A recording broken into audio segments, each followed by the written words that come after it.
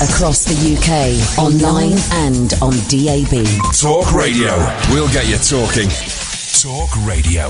Thank you, George. Always a pleasure to follow George Galloway.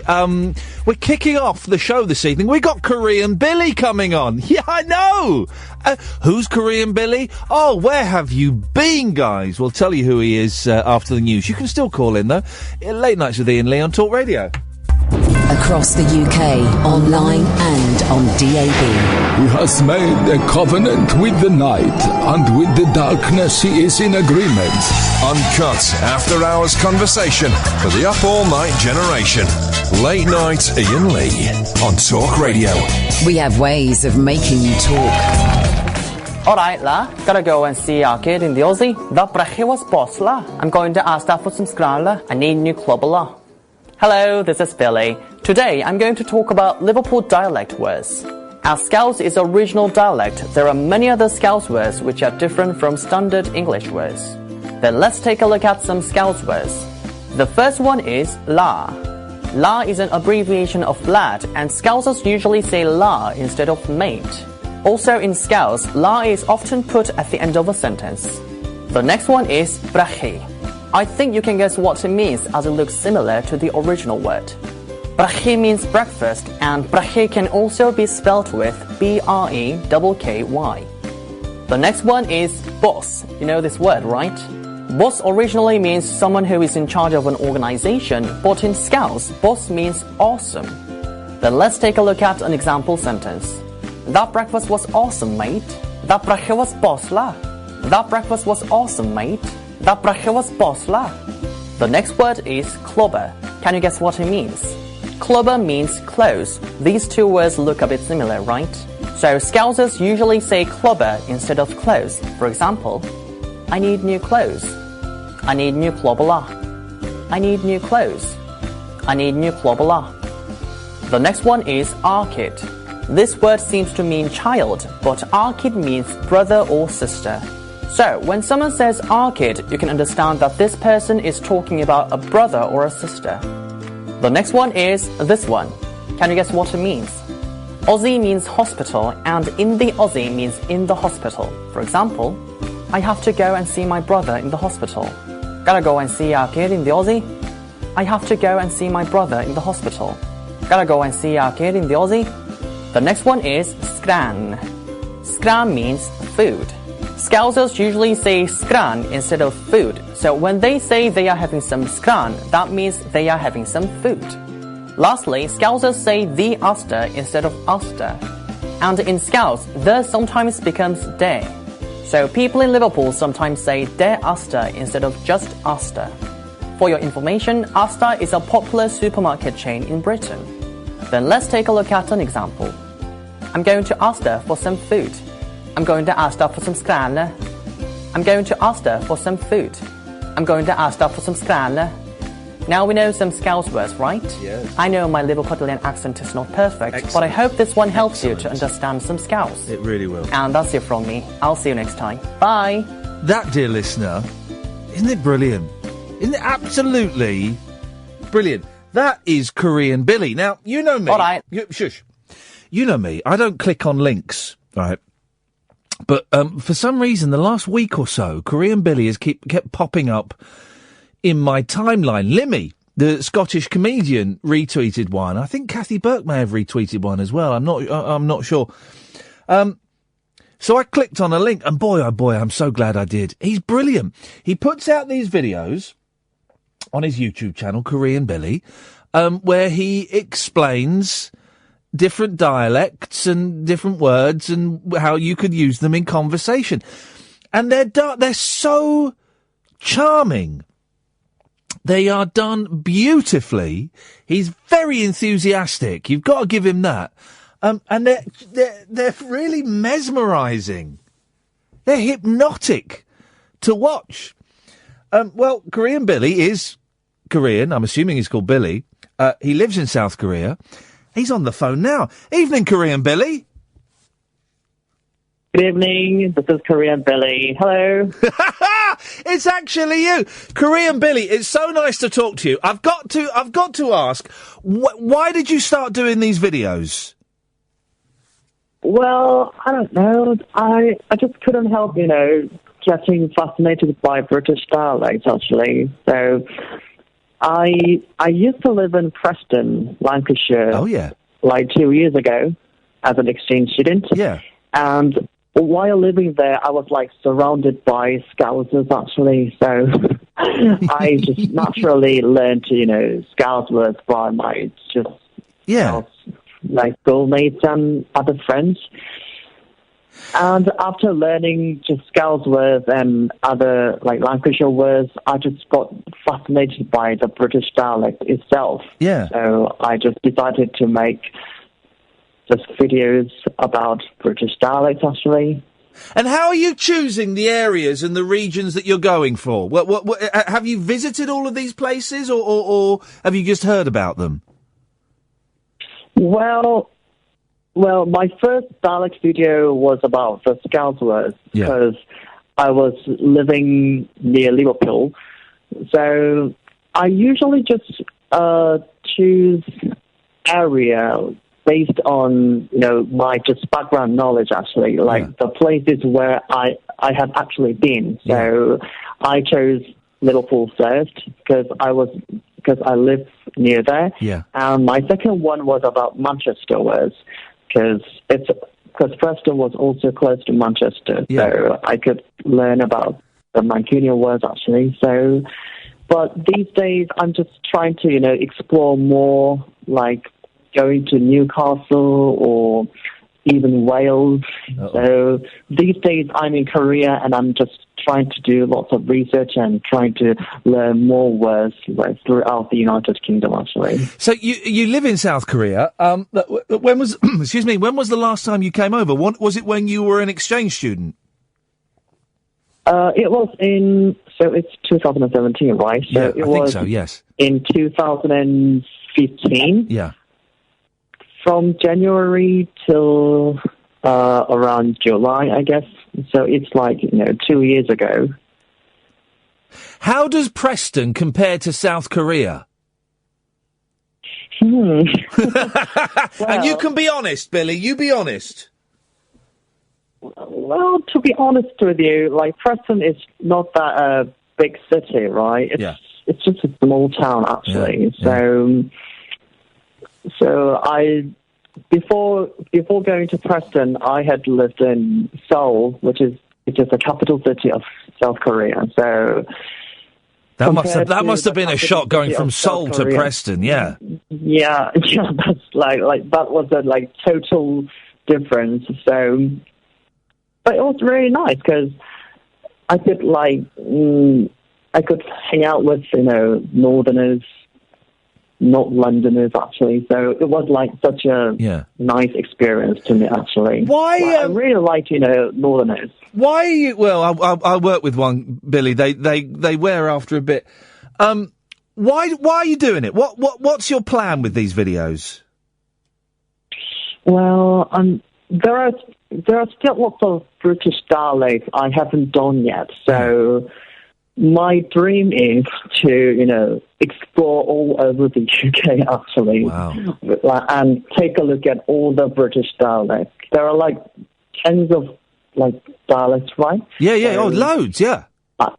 Yeah, so I think I'll just, continue working on more videos about other British dialects, actually. Are you surprised how well it's taken off? I mean, most of them got around about 30,000. The Liverpool one I've just played has got 112,000 views. It's really taken off, hasn't it? Yeah, I was so surprised to see those, million views, actually, and I didn't expect that. So it's still really surprising to me. But I'm really glad about that.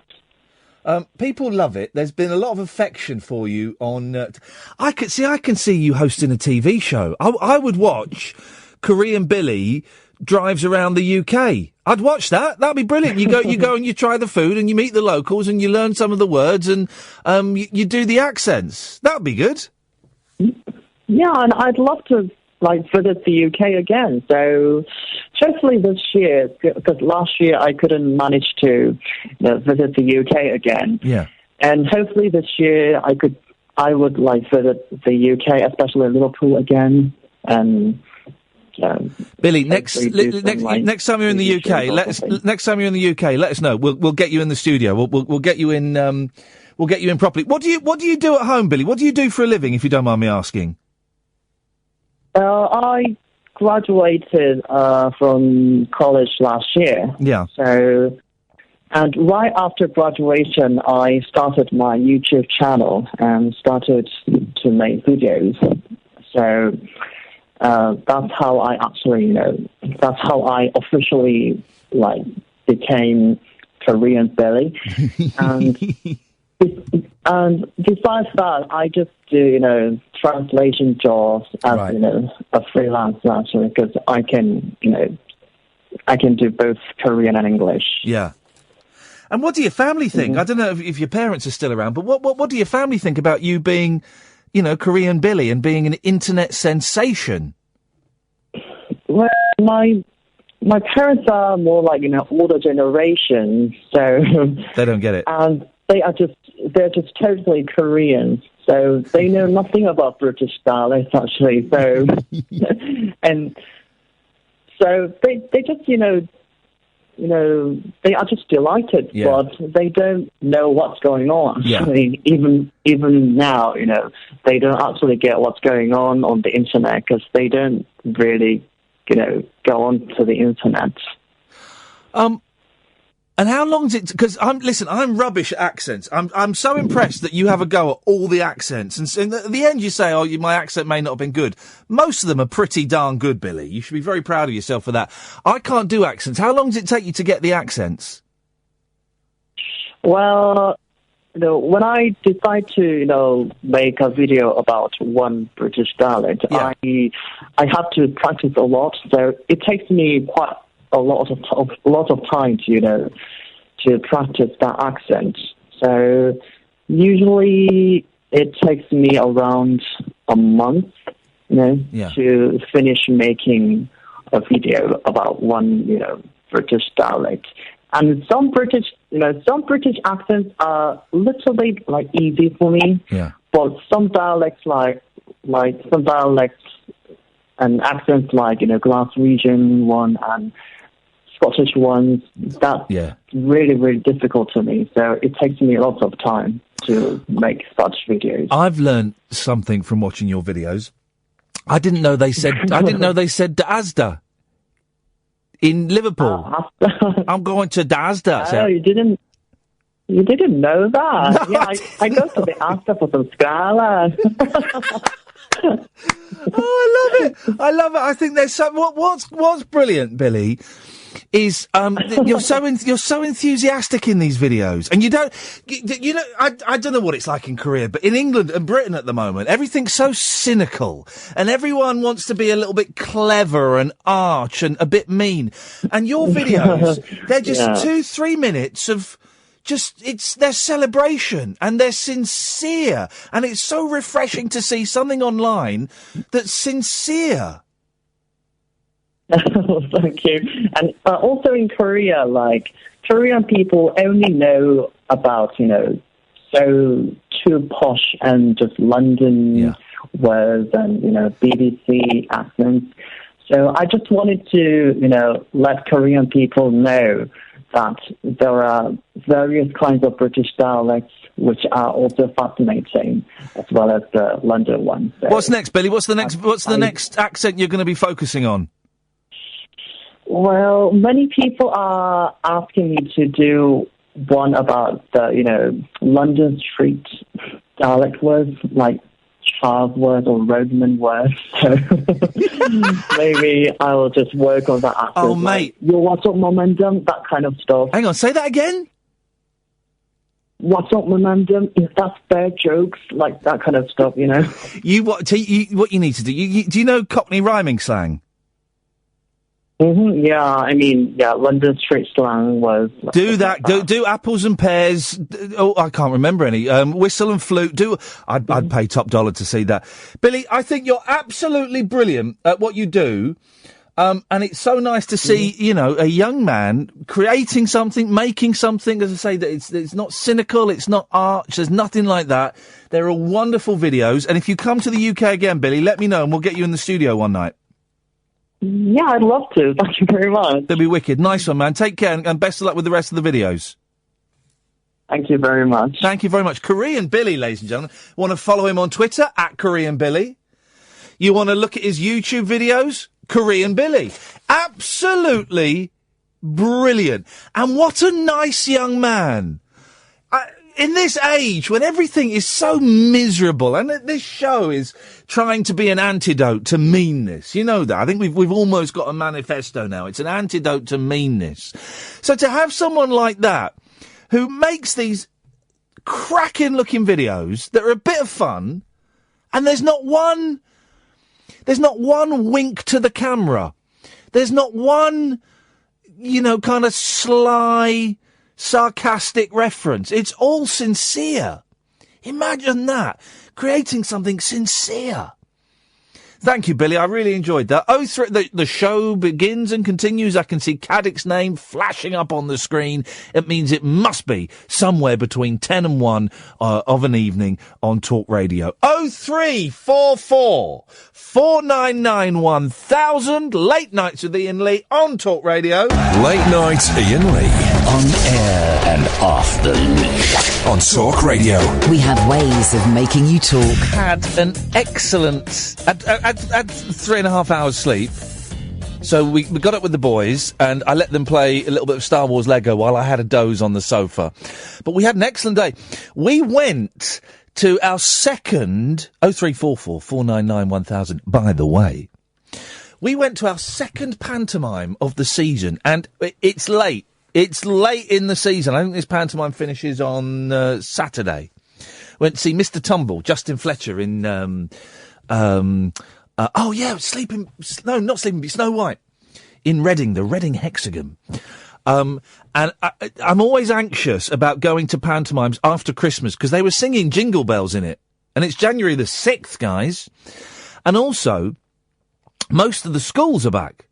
So the theatre at a matinee was empty. We were in the second row. And there was no one sat behind us. But, here's the exciting thing, right? Because there weren't many people. Oh, I've just remembered. I got angry with an old disabled man today. I didn't say to him, I'm angry with you, but I was angry with an old, selfish, disabled man. So we're in the second row. It's row D, but yeah, second row. Bless you. And, we're in the middle, right? Brilliant seat. Second row in the middle. Justin Fletcher was impressed that I could go... I had to take my headphones off for that. I shouldn't have been wearing headphones in the theatre anyway. That was rude.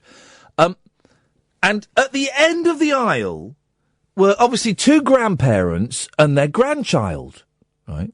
And right at the end was the granddad. Now, the granddad was sat there with his left leg...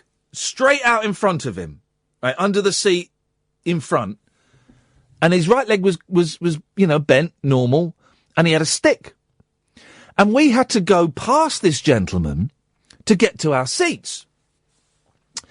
And the boys started climbing over his leg. I went, whoa, hang on, boys, that's not what we do. Let's just wait. But the old man didn't move. He just sat there with his leg stuck under the chair in front of him. And he went, oh, you're going to have to climb over. I've got a gammy leg. Whoa, dude! So, and it's narrow. You know what it's like when you're trying to get past someone in seats at a theatre. It's narrow. It's narrow at the best of times. You know, when I hate it when in narrow cinemas or theatres, when you try and get past, and all people do is they just turn to the left a bit. No. You stand up, you lift your chair and you step back. That's what you do. You got there early. It's annoying.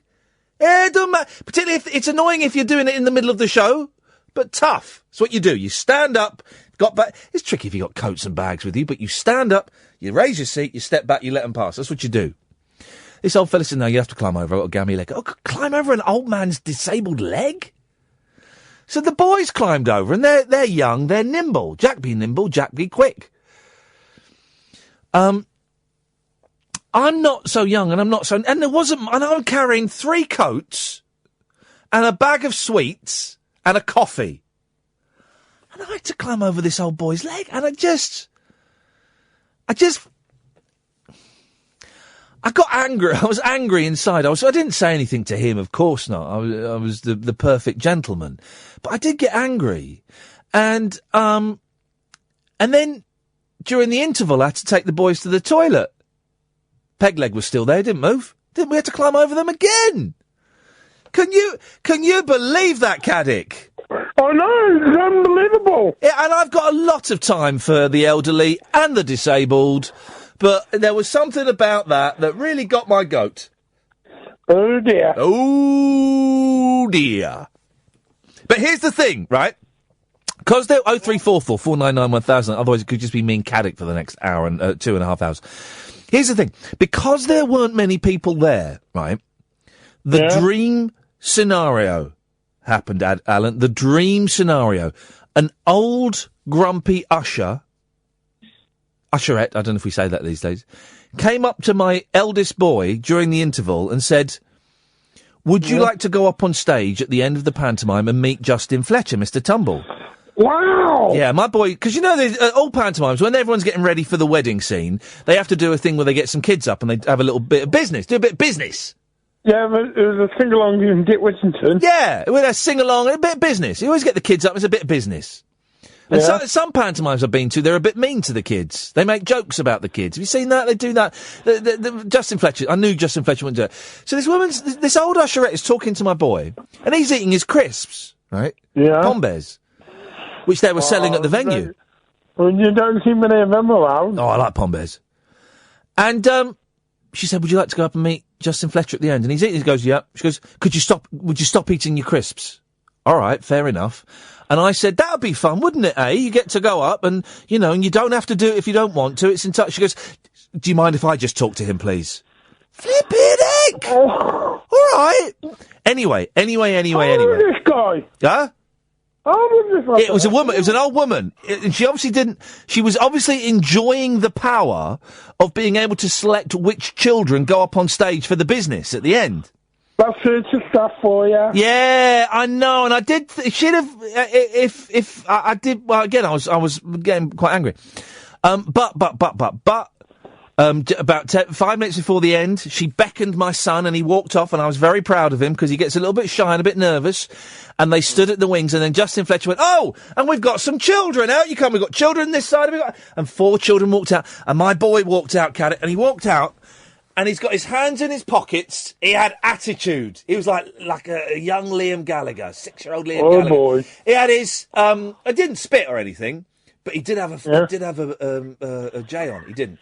So he's got his hands in his pockets, and he just saunters up there like it's nobody's business. And Justin Fletcher went, "Look at you! I like that. You're confident." And then he waved at me, and it was one of the most wonderful. We weren't allowed to take photos. Child protection, the old woman told me. The old PT brigade. Yeah, well, I took some photos.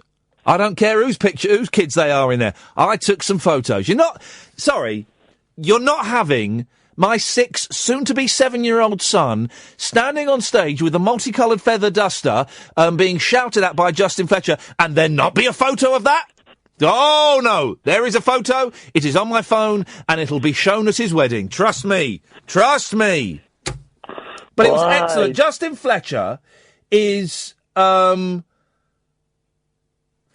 can speak child. He can speak kid. He knows how to speak their language, and he's very good. He's very, very good. And he's good at doing Mackinton as well. Yeah, he did a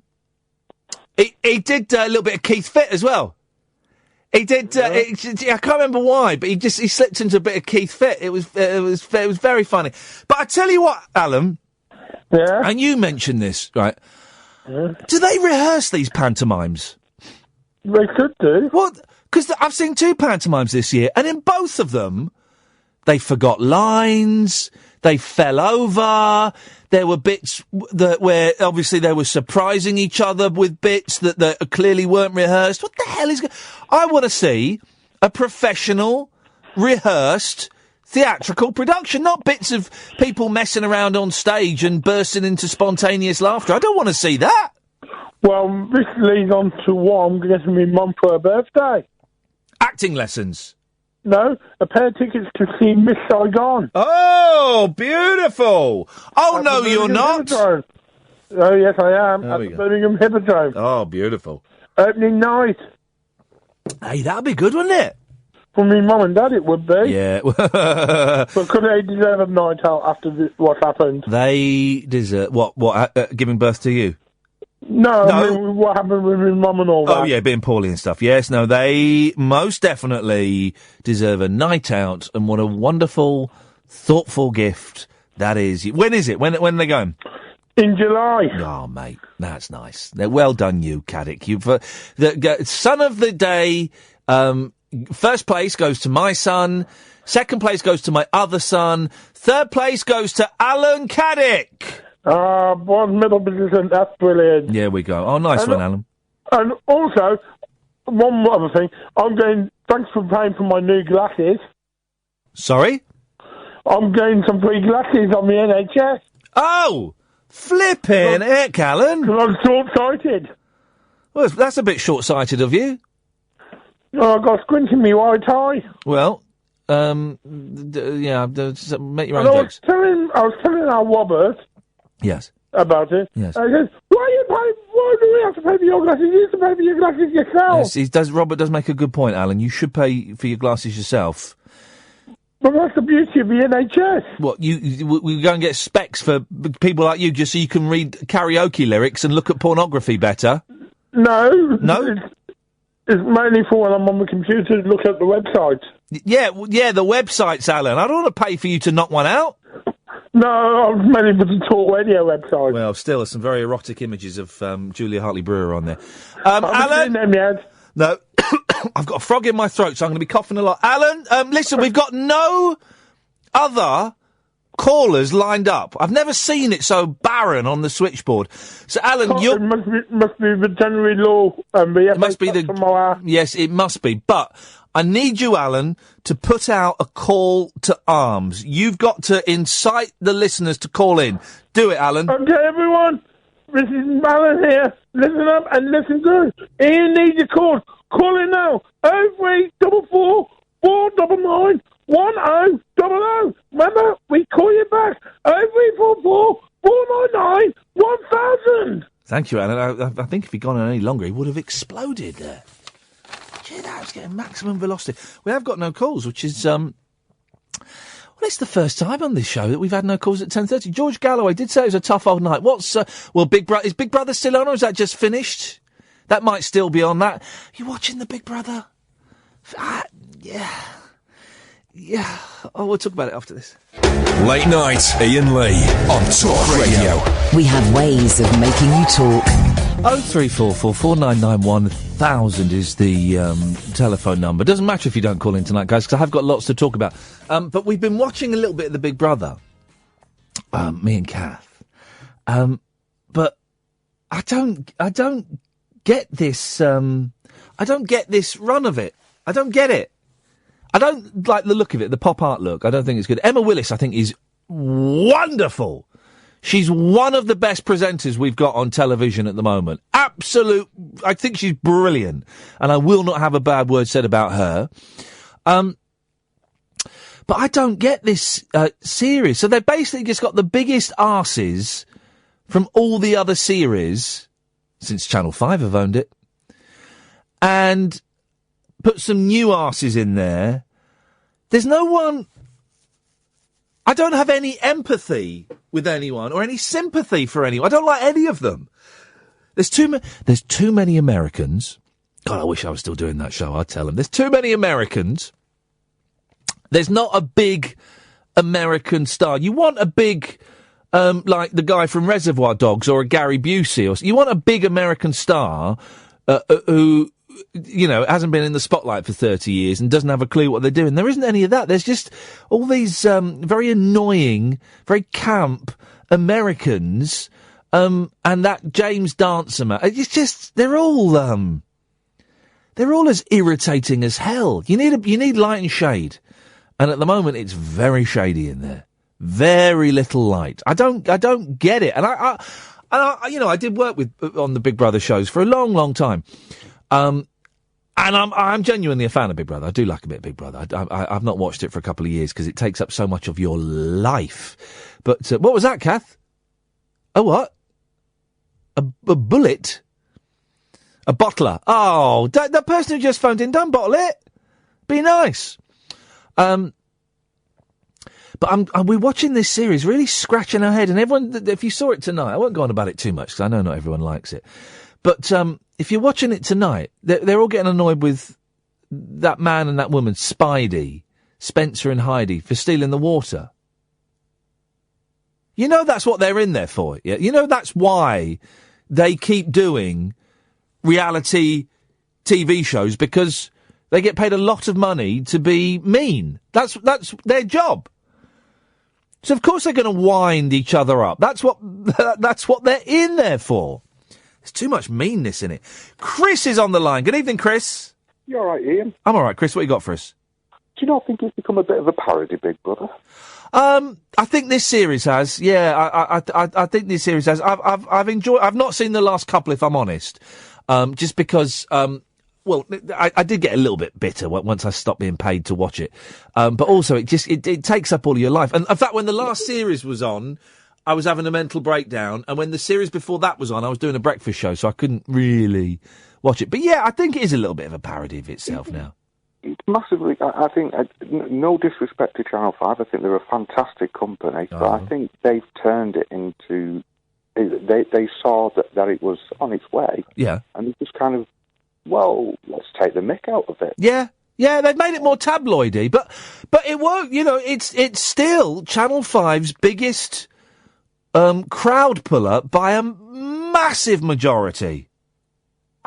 Absolutely, and it's given them the money to be able to do other things that are brilliant. Like the history stuff that they do now. Yeah, or like clip shows about funny cats, voiced by I don't know who that guy is, but he's excellent.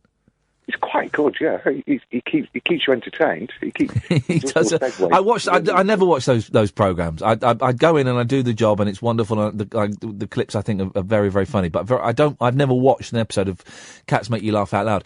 And I watched on the telly, and I watched about 10 minutes of it this evening, and I had to turn it off because my voice was annoying me. Because I can't do it now because my throat's going a bit. But I have a specific voice that I use for that programme, and I find it quite stressful doing that job because you're sat in a really hot booth for 2.5 hours. Have a look at this crazy guy. He thinks he can make it all the way to the wall. He's got another thing coming. I get exactly what you mean, because I in my younger days I used to do a bit of hospital radio. And listening back to myself. Oh yeah, it's the worst. Even now, where I can slightly hear my voice coming back through this. Yeah. I hate the sound of my own voice. Yeah.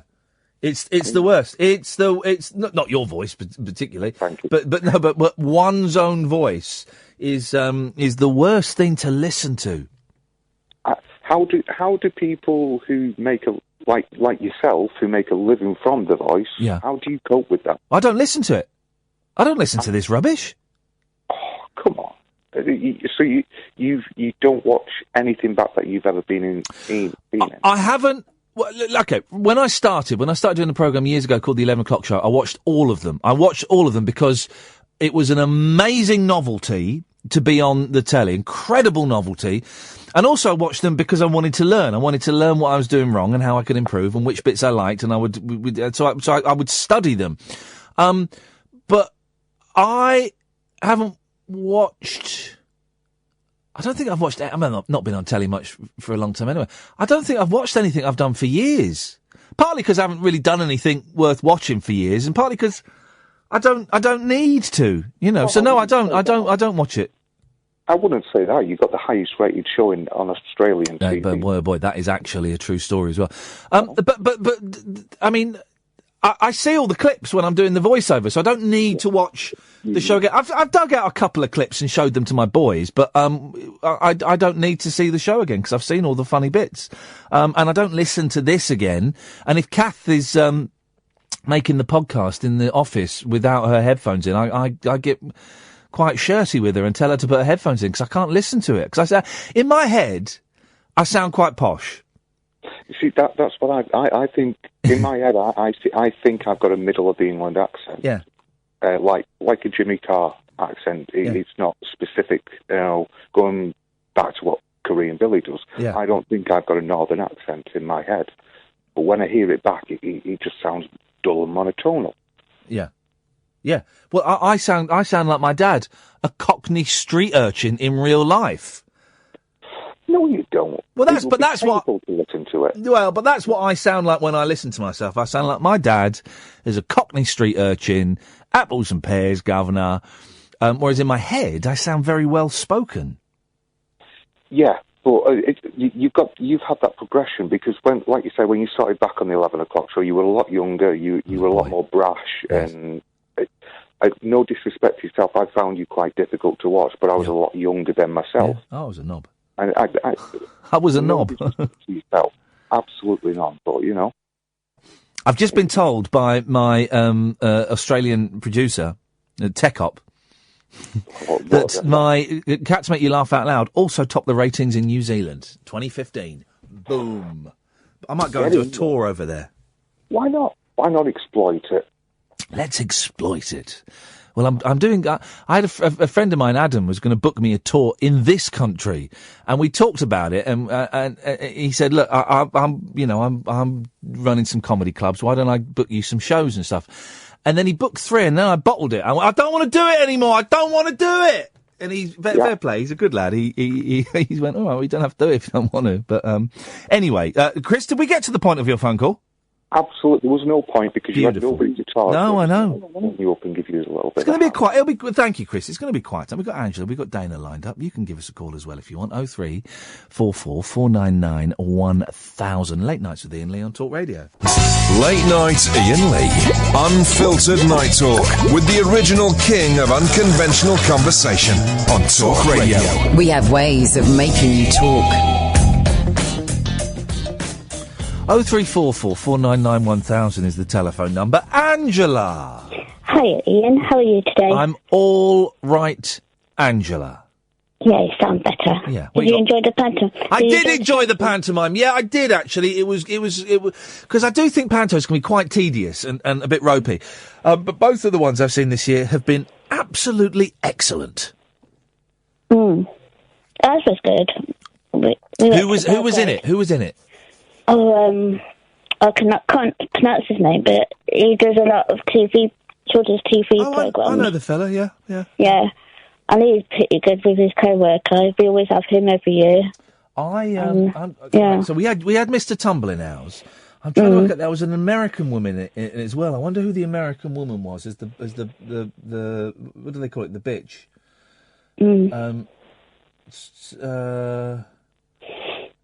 After.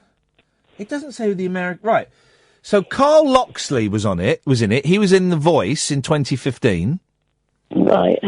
But it doesn't say who the American woman... She was excellent. There was an American woman playing the wicked witch. The evil stepmom in Snow White. Mm-hmm. But they don't say who she is. But she must have been somebody because was an American. Well, how do we find out who it... Can someone... What the hell is going on with this thing? Anyway, Angela, you've not called in to hear a man having a breakdown over a computer. What have you called in for? Well, I've called in to just have a chat with you to see, because we haven't got many callers, so I've got to ring in for you. Katie Cameron! Well, she's not famous. Yeah. Is Katie Cameron famous? Yeah, I think she is. Who is she? Right, hang on a second. Okay, do you want to Google it? I'm good. Yeah, Katie Cameron... Katie Cameron. She's a New Yorker, been living in London for the last 2 years. I don't think she's anyone famous. Right. Is she a singer? She was, she was singing and acting. She was excellent. Okay. I mean, excellent as the wicked stepmother, you know. Oh, here she is, Katie Cameron actor. That's the... what? Katie Cameron actor. Yes. She's also a Facebook profile. Oh. I'll have a look for you. Oh, okay. And then I'll get on. But You're like a private investigator. I'd love to be a private investigator. I think I'd be a good private investigator, particularly now, as you're right, we've got Google and Facebook, which makes it easier to find. People. Oh, there was a brilliant story. Hang on a second. Speaking of Google and Facebook, have you seen this? This utter prune of a woman. I love this. Right. A beautician has been jailed after a police client spotted her Facebook message offering £300 for someone to take her 3 points for speeding. What an absolute pudding! Sherry Sidal, 30, had been caught exceeding a 30 miles per hour limit in her Audi TT. That's a car. It was her fourth conviction in 2 years, and the penalty points would have led to an automatic driving ban. She appealed to her friends on social media, writing, "Who wants cash for taking 3 points? Been done again." Her pals had previously warned her about her Facebook post. Oh, did we get that bookseller, by the way? You forgot to investigate, Catherine. Unbelievable. Her pals had previously warned her about her Facebook posts after she uploaded what appeared to be a selfie taken while driving. The Siddle was caught speeding on the A684 near Morton-on-Swale last year. The self-employed makeup artist lied about who was driving at the time of the incident after a friend arranged for another man to take the points. But one of her clients, who is a police officer, saw her Facebook message and reported her. Oh, that's brilliant. She was jailed for 4 months and banned from driving for 8 months. Here we go. She said her actions were a result of being drunk and having bipolar. Although no medical evidence was presented to say she was. Oh, absolutely brilliant. Oh dear. I'll just play my games on Facebook, that's all. What games is it on Facebook? Mafia War and stuff? Because I've never played a Facebook game.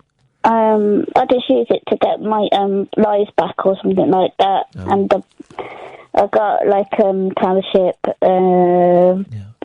blowing stuff at night time. Cooking game. I went through a thing. Can you still get games on Yahoo? I think you can. I went through a thing about 15 years ago. 14 years ago, but it was the dark days, where I was obsessed with playing dominoes on Yahoo. Dominoes. And so I'd stay out all night, for whatever reason, just playing dominoes on Yahoo with people all around the world. Can you still play dominoes on Yahoo with people all around the world? I think you can, but my Yahoo's on my phone, so I'd have to have a look for you. Well, don't, Angela, don't you worry, I'll bing it. Listen, thank you for calling in, Angela. I appreciate that. 0344 499 1000. I got really into playing dominoes with people around the world on Yahoo. What a strange, sad, pathetic life I've led. 0344 499 1000. Dana! Hip, hip, hip. Dana. Now, listen. I just have to say something. I've got to big up the New Zealand massive Ed Star, because, I know he doesn't get a lot of love, so... No, there's a reason for that. There's a reason for that. Yesterday, we finished the show, and I came out of the studio, and Ed was in tears, and I said, "What's wrong, man?" He said, I didn't like the way that everybody was talking about me. I went, grow a pair, mate. Grow a pair. You're a muppet. Deal with it. And I gave him just for good measure, I gave him a clip around the ear, but quite a tough one. And I walked out laughing. I just felt for him. Because I've been at work recently, I've been having to go to bed really early, and that's another reason I'm ringing, is I have to go to bed in a moment, so I will be podcasting. I just felt for him so much. Dana, would you like to do his job one day? Is that I'd love to, honestly, yeah. He's taken that. He's a foreigner that's come over here and taken a job from you, from a British person. And with the greatest of respect, if we had a trans woman here, we'd be ticking so many boxes, Dana. We'd be ticking so many boxes. Instead, we've got a white, middle-class foreign bloke. I mean, really. Unbelievable. So if we all chip in, if we all chipped in, we could get him a first class ticket back, couldn't we? Hey, look, she's changed her tune, hasn't Oh, she? no, I mustn't say that. No. So much love. Much love. I just want him to know that there are people out there who do care, and we know that he's the linchpin behind the whole show. We know that he's holding you and Kath up, and without him, the foundations would buckle. Yeah, well, we didn't have him on New Year's Eve, and we managed to pull off a 4-hour show. But it was a bit of a car race. Now, listen, a couple of things. Dana, you sent me 2 emails. Let me address those concerns yes, I now. did. I didn't want to mention that on air. No. Yes, you are. But you are performing at the Performance Ring in February. I'm going to email everybody tomorrow that I've got so far. Thank you. You also. Well, what was this? You want? You're going to start doing a podcast? Yeah, I'm doing. I've got an idea for a podcast. Yes. And it'll be sort of like 20 minutes, maybe half an hour. I want to talk to people like you and people I've met when I'm doing filming about the careers and their careers and how they got into things and why they do what they do. And I thought you'd be perfect for the first one. It would just be really nice. When do you want to do it? Really? Well, whenever's good for you. I'm talking to Lee. You know Lee? Oh, yeah. Yeah, I'm actually doing their podcast next week. I'm the guest. Oh, but I'm going to talk to him about technical things and get some information off him and see if he can help me out. Yeah. And here's the thing. You know, we had Ginger Beard Mark in the other week and made that brilliant film. Yes. And then my friend Simon's going to come in and make a film. And I've been thinking about this for a while, and I don't quite. So I'm going to put out there an open invitation, right? Because the Talk Radio don't do any promotion for the show. So if you've got a podcast or you want to make a short film about me or about the show or about how we put the show together, or Ed, or I'm sure I've not spoken to them about this, but I'm sure or Ed or Catherine, but that's entirely up to them. If you want to do that, then send me an email. And we'll do it if you want to I can't speak for Ed and Catherine. I'm assuming they'll be okay, but we'll talk about stuff. But if you want to interview us about the show, about working in the radio, this is not now you, Dana. This is everyone. If you and it involves, it can be done at our leisure, so it doesn't cost us anything financially, and it doesn't cost us time wise. Then you can. I just thought it would be nice if I was so impressed by Mark, like when he came in and what he did, and he's such a nice man. I just thought it would be nice if we start popping up on, people's smaller homebrew podcasts or YouTube channels or anything like that. Little bit of the old promoziones. That's it. It would, and I think the thing is, and I know, you've said this many times, and I know you find compliments difficult, but there is so much love for the show, and so many people not just love it and enjoy it and laugh along, but a lot of people get real comfort from it as well. The things that you talk about and have talked about, and the way you're so honest,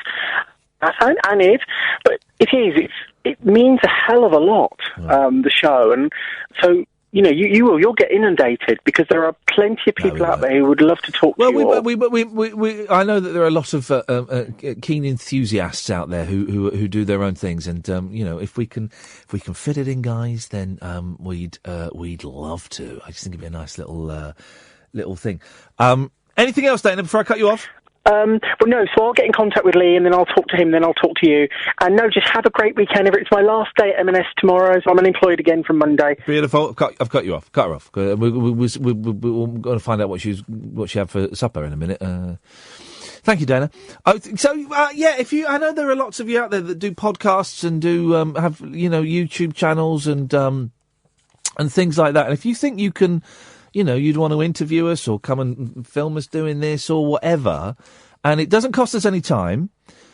It doesn't, it doesn't put us out of our time. It doesn't cost us any money, and then you can, I suppose. Does that make sense? That sounds like something. This is like a sort of plan, doesn't it? Not a plan exactly, but it sounds like something. Iain at iainlee.com. Lots of, I should be telling you about, there's loads of live shows coming up as well, but I'm aware that I'm giving you loads of stuff to process. I am doing a live show in Milton Keynes in March, and a live show in Birmingham in June, and a live show in Nottingham in April.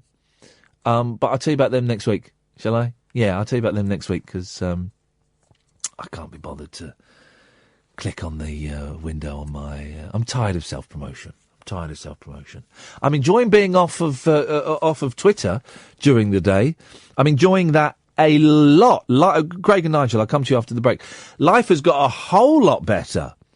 I don't know how long I'll be able to maintain it, but it was kind of nice being at the theatre with the boys. And in the interval, I turned on my phone to see if there's any texts and emails. There weren't. And I turned on my phone so I could get a sneaky photo of the boy when he went up on stage. Not allowed to take photos. I'm not letting this opportunity go. But I couldn't check Twitter. I couldn't check in with Twitter and say, hey, guys, I'm at the Pado at the Hexagon in Reading and having a great time. Having a great time, guys, at the Pado with Justin Fletcher, Mr. Tumble. Great time here. Couldn't do it. Brilliant. So it became a private moment between me and my two boys. And then we sent a picture to my wife. But it became a private moment between me and the two boys, a shared moment. There was nobody, digitally, who was also involved in it. It was just the three of us having a laugh. And was all the better for it. 0344 499 1000 is the telephone number if you want to give us a call. Nigel, Craig, you'll be coming up after the news. Late Nights with Iain Lee on Talk Radio. Talk Radio. Ah, man, it's a nice, relaxed show this evening. I'm happy with that. It's been quite a frantic week, so I'm happy to do a chilled show. 0344 499 1000. You're listening to Late Nights with Iain Lee on Talk Radio. Now it's time for the news. Late Night, Iain Lee on Talk Radio. We have ways of making you talk.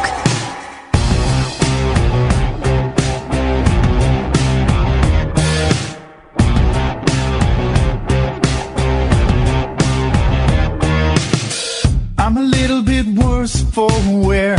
Got a little bit more gray hair. I'm not gonna be the next big thing, but I'm getting fitted for a new brass ring. I've been dumped, I've been kicked around. Now I'm ready for the big rebound. I know you can't win them all, but I'm swinging like it, getting hits in Moneyball. Get back up. You gotta get back up. You got a whole stadium in their feet. It's not about a victory or a defeat. See, you gotta get back up. You gotta get back up.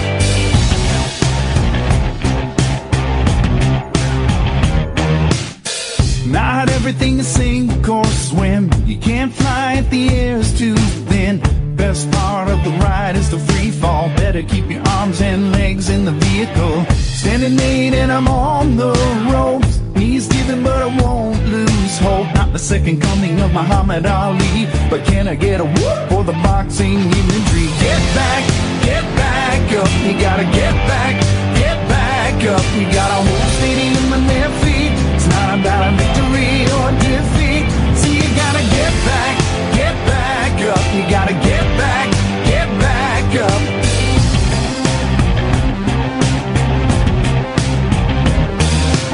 Gotta get back. Gotta get back. Gotta get back. Gotta get back. Gotta get back. Gotta get back. Gotta get back. Gotta get back. Gotta get back. Gotta get back. Gotta get back. Gotta get back.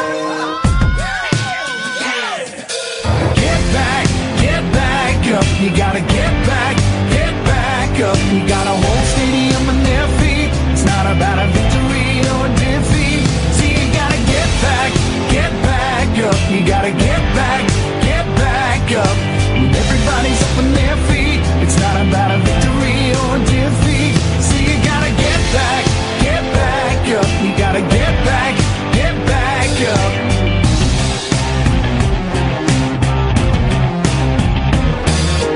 Gotta get back. Gotta get back. Gotta get back. Gotta get back. Gotta get back. Gotta get back. Gotta get back. Gotta get back. Gotta get back. Gotta get back. Gotta get back. Gotta get back.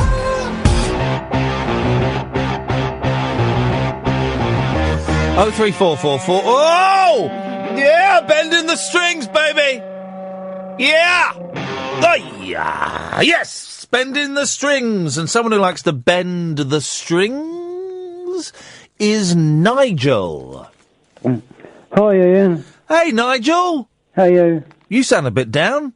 Oh, I'm probably a bit tired of taking that antidepressant again. Ah! Yeah, I'll tell you what, I feel worse now taking it. Oh, really? Yeah, because I wasn't half as tired yesterday. Well, have you only just started taking it? But I've been off it for 3 days, and I've had to have a sleep earlier because I've been cycling and out on my motorbike as well. So wowzers! You're legally allowed to ride a motorbike?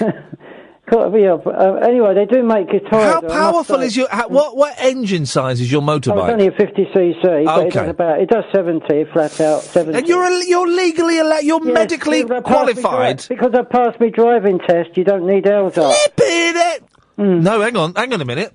What? That's not the case anymore. I thought. Well, it is because I've sorted it all out with the insurance company and stuff. I've been riding it 5 years. But because you've got a car. No. If you've got a car driving licence, that doesn't automatically qualify you to ride. I think what you're. It does a 50cc. It does. You'll find out. I didn't think it did. I thought you still had to take a. No, you don't. No, it's a 125 for that. It's actually the faster bikes. So it's not supposed to go. This one I've got is an extra fast 50cc because it was a £3,000 one. You know, quite expensive.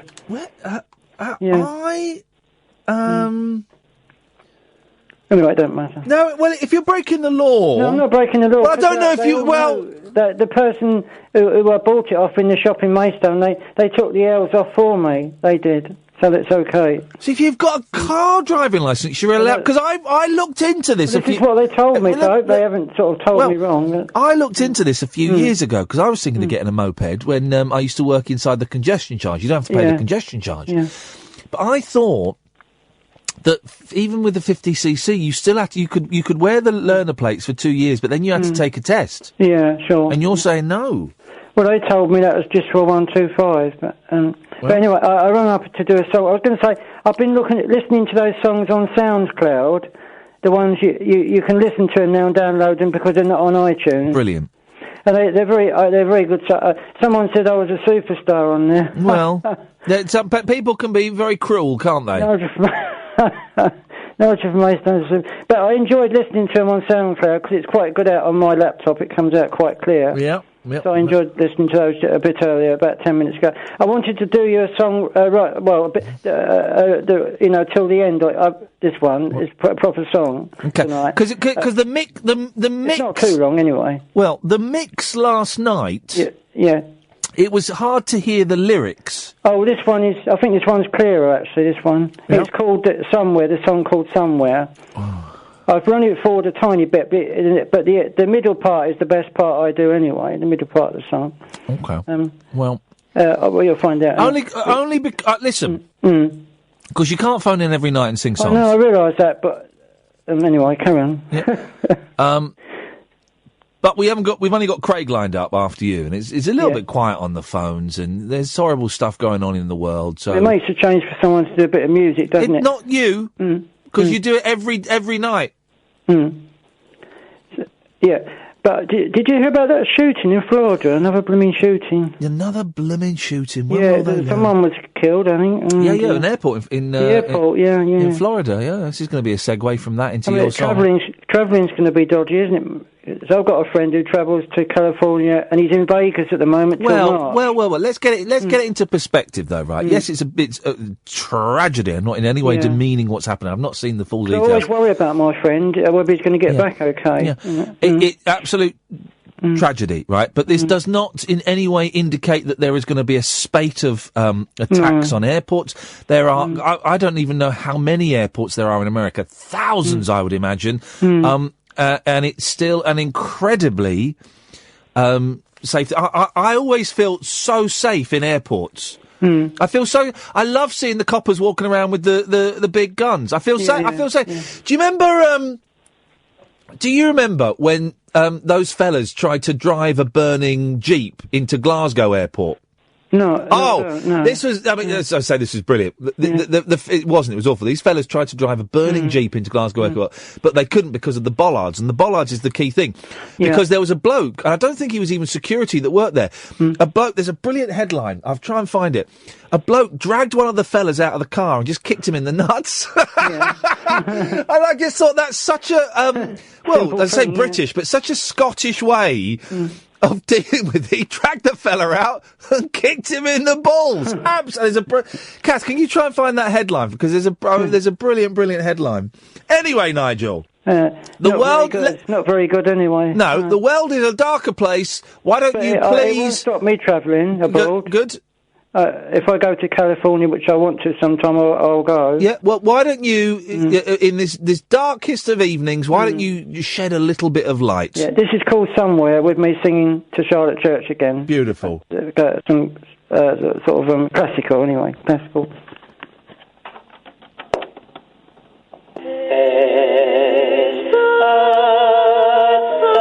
Oh, he's singing to Charlotte Church again, because that's not weird, is it?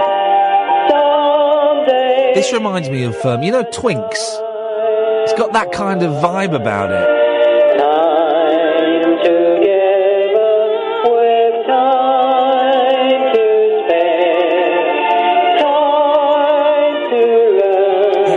It makes me, we used to, do you remember years ago, I used to have a guy phone me up.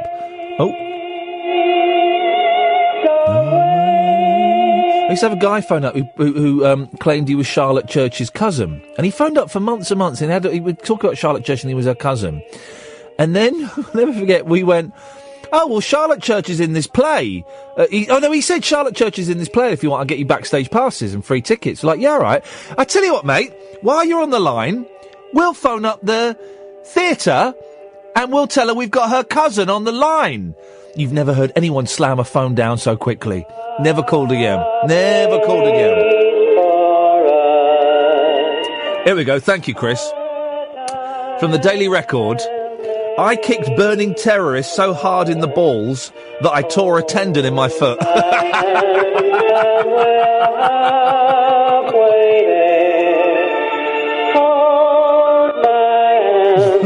My friend James is saying, don't let Nigel come to California. Come on, James. You can get him a job.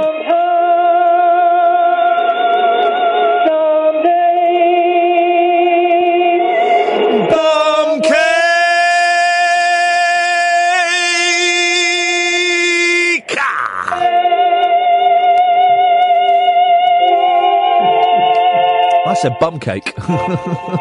Bum cake. Okay. Why were you all saying bum cake at the end? Pardon? That was brilliant, Nigel. I think the tape went a bit funny. It cut me out a bit, didn't it, at the end?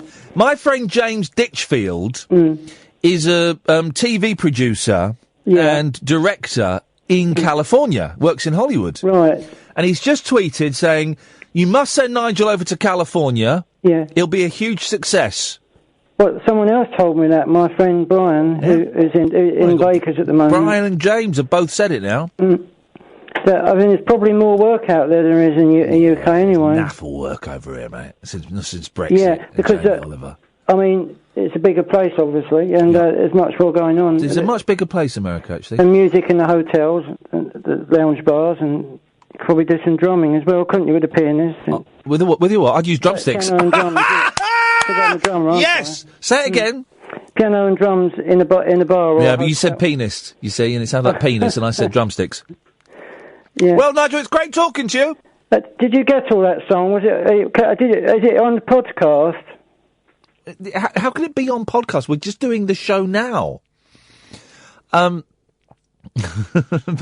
I can assure you, Nigel, the answer to that question is no. Unmissable late night radio with the original king of unconventional conversation. Make contact with Iain. Late night Iain Lee on Talk Radio. We'll get you talking.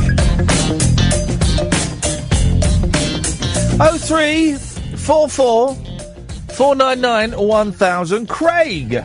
Evening, Iain. Evening, Craig. I think you're right about Nigel's driving. I think it changed a good number of years ago, where you only had 2 years to take your test. Yeah. But and I know that 50 is the rules about 50. What is it? CCs is a complete. Once you get to 125 and over, that is classed as a motorbike, and it's a different thing altogether. But I do think that the 50 CCs, at the very least, because that's why all the pizza delivery scooters, they've got the L plate is part of the box. It's not stuck on there. It's actually part of the box. So you've got to wear the L plates, and then after 2 years, you've got to take like a CBT, CBD. Something like that. Okay, yeah. It changed a good number of years ago from when I started to drive. It changed. Oh, well. So, and that woman who's got 4 months in prison and 8 months suspended. 8 months of a licence, yeah. Does that ban start when she goes in prison? I would imagine they run concurrently, so yes. Well, she got out of that easy, hasn't she, for 4 months? She's only off the road for 4 months after she comes out of prison. She was jailed for 4 months and banned for driving for 8 months. Yeah, they must run concurrently. Unless... Yeah. Well, yeah, but she's got to go to prison, though. Yeah, but then there's a bonus. When she comes out, only 4 months to wait till she can drive again. Well, but 4 months, she'll serve, what, 2 months? 2, innit, yeah. So still 6 months of no driving around. It's not so funny when you analyse it, is it? Well, it does. What that highlights is people are stupid, and people think you can put. This is why I don't want my kids to ever post anything on social media. I was thinking the other day, right? If Twitter and Facebook had been around when I was in my 20s and 30s, I'd probably be in prison. Not quite on the Rolf Harris scale, but do you know what I mean? I would have been. It was a terrible mess there. It was bad enough when MySpace came out.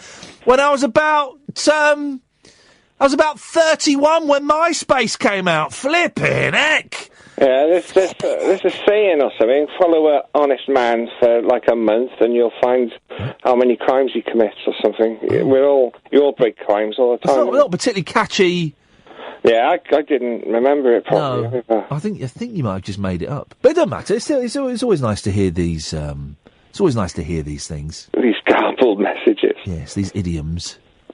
I need some advice. You've come to the right place. You buy and sell stuff. Sorry? Like merchandise for monkeys and all that. Yes, I buy and sell merchandise. Yes, I'm a dealer. I'm a merchandise dealer. What's the good websites for doing that? Because I've won a competition for like Oasis stuff. Yeah. I'm not really into Oasis. Hang on a minute. Why did you enter it? Because it just said click here to enter. I was entering something else, and on the competition page there was all the other competitions. So what did you have to do to win some Oasis stuff? Answer a question I googled about Oasis. And what did you win? Well, I've won a deluxe vinyl box set of Be Here Now. Unlucky. And a deluxe 3D disc CD of that. Unlucky, double unlucky, yeah. Artwork from it. Oh, unlucky. 2 T-shirts, Oasis T-shirts I'll never fit in. Yeah. They might go up my leg. Yeah. That's about it. Yeah. Size 8 Dr. Martens that I'm a size 11. Yes. With Oasis on them. Do you know how expensive Dr. Martens are these days? Oh, they're ridiculous now, aren't they? They're like 160 quid for a pair of Doc Martens. Doc Martens, flip heck. And there's 3 hardback books about their movies, and they're about their albums, and they're signed by Noel and Liam as well. God, you've really been unlucky there, mate. You've drawn the short straw. It cost them 25 quid to send it to me, the postage on it all. Yeah. And, like, I was just a big... you're on about getting rid of stuff. Yeah. I just got more stuff now. Yeah, exactly. There's more stuff. Well, they're all unopened, obviously, because I don't care. Okay. eBay is the obvious place, but there's a new one called Schwim or Schfump or Schfam or Voshish. I don't know. There's a new one, because I heard the fella talking about it on Radio 4 the other day, and then Spock, that's it, and he was, and then there was an advert for it on the telly the other day, but I don't know I don't quite know how Spock...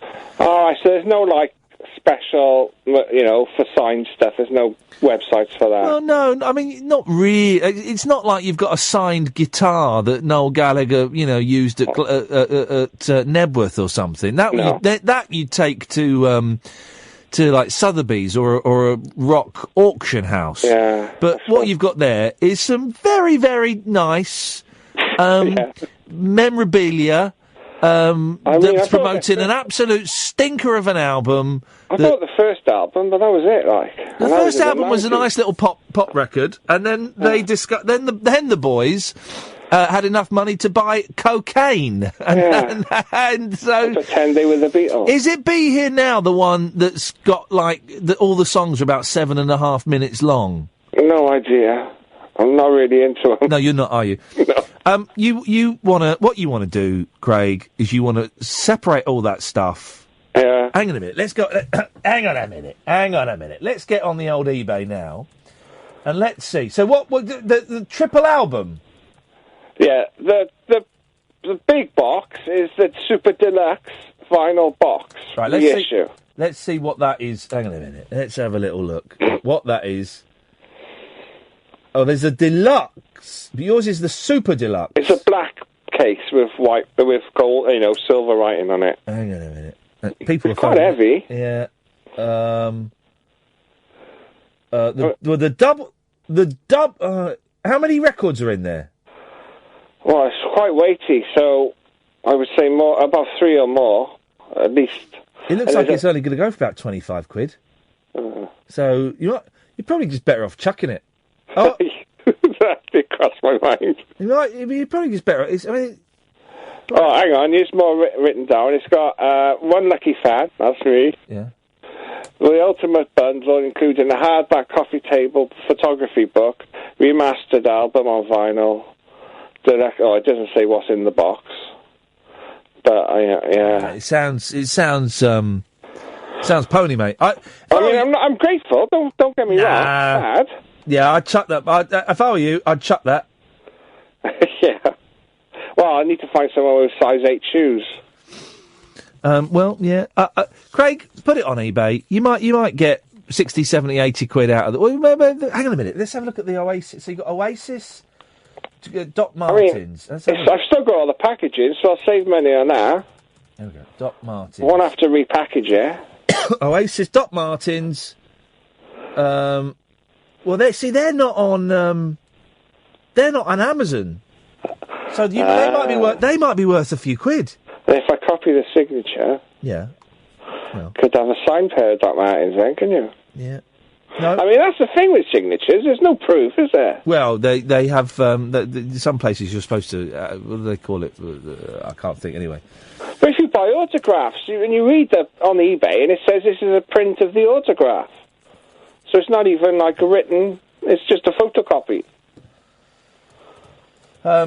It's a photocopied autograph. Yeah, you can buy them on eBay if you look for a cheap autograph of something. Oh yeah. And it'll just be a print of the autograph. Well, yeah. Craig, I'm bored of this conversation. Yeah, me too. Bye. Annie. Hello. Hey, Annie, how you doing? I'm very well, thank you. How are you? I'm all right. I've got a tickle in my throat, which makes it always harder to... My tool is my voice, and if my tool is damaged, then I feel I cannot... Stop sniggering at the back, please, Boyle. If my tool is damaged, Annie, I don't feel I can deliver as hard and as fast as I would like to. I can understand that being a concern, yeah. Yes, it's a real concern. We've not spoken before, have we, Annie? No, we haven't, no. This is exciting. Yeah, first-time caller, podcast listener, usually. Oh, you've reminded me. Can we put this in the podcast, Catherine, what I'm about to say?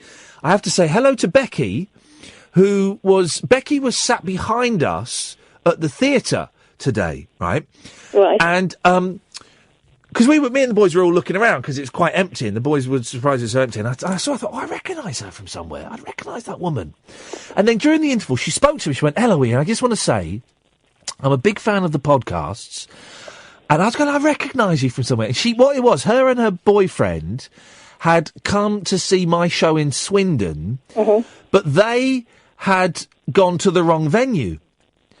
So they came in 10 minutes late because they'd gone to the wrong venue, and so I remember. Draw attention to yourself. Yeah, exactly. Yeah. And also, it was Swindon the tour had done really badly in Swindon, and we only sold about 20 seats in a 200-seater venue, so there was no way of hiding, sneaking in late at all. Are you sure that it was poorly sold, or was it just a case of there were 200 people waiting at the wrong place?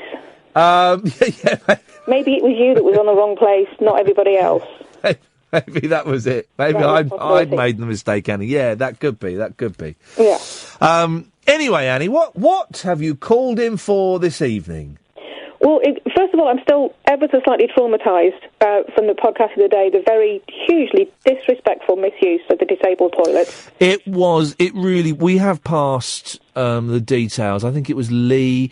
We've passed his details on to the police authorities and also various disability organisations, because to go into one just to thrash it out is totally inappropriate. It's the phrase "thrash it out" as well. Just kind of, it puts that little bit of an extra twist on the situation. Also, Annie, I wonder if he was part of him getting his jollies was because it was a disabled loo. Do you think it might be because Catherine had the same concern? I think the idea that maybe just in case somebody was waiting outside, in a wheelchair or on crutches. Do you think it was the secret possibility of an audience? It's taking. I don't know how can I phrase this. It's what we used to call a danger wink, but taking it to the next level.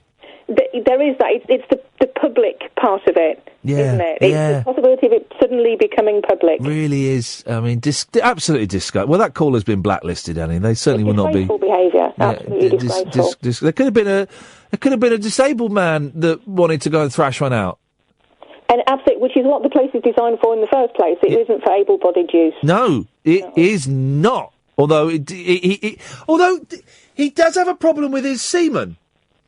So his semen, it's not a low count, but they've got wonky tails. So could that count as it was a lack of sense of direction, I think, might have been the issue. Yeah, could that count as a disability in some areas? Oh, I hadn't thought of that. Yeah. That puts a whole different tinge on the whole situation, I think. It certainly does. There's a different slant to it. But maybe. All right, we'll call off the attack dogs. Yeah, I think we need some clarity on that situation before calling in the authorities. Yes. In fact, we need a gentleman to call in again. So let's lift the ban on Lee and find so he can clarify. Yes, we'll clarify. Does that make sense? Clarify the man's semen. Yes. Yeah. You know the question that you asked me the other day. I can't believe this is the first call you made. It's just absolute filth, Annie. Absolute filth. That wasn't the intention. No. I don't know, maybe it's you that brings that out in me. That wasn't the intention. That isn't how it started. Okay. But that's fine. You're a bad influence. Okay. The original reason for the call, I was listening when you had the women only, and it's unfortunately I was listening too late, so I couldn't call into that one. Yeah. Otherwise I would have done. So, but the question of why women don't call in. Yeah. I couldn't come up with an answer myself, but I did put it to my students. Oh. I suggested to my students that they have a think about it and why it would be men that call into shows like yours and why women don't. How old are your students? What are they studying? Oh, it's degree level, psychology. Okay. Oh, hey, this is proper. Well, Annie, what's the answer?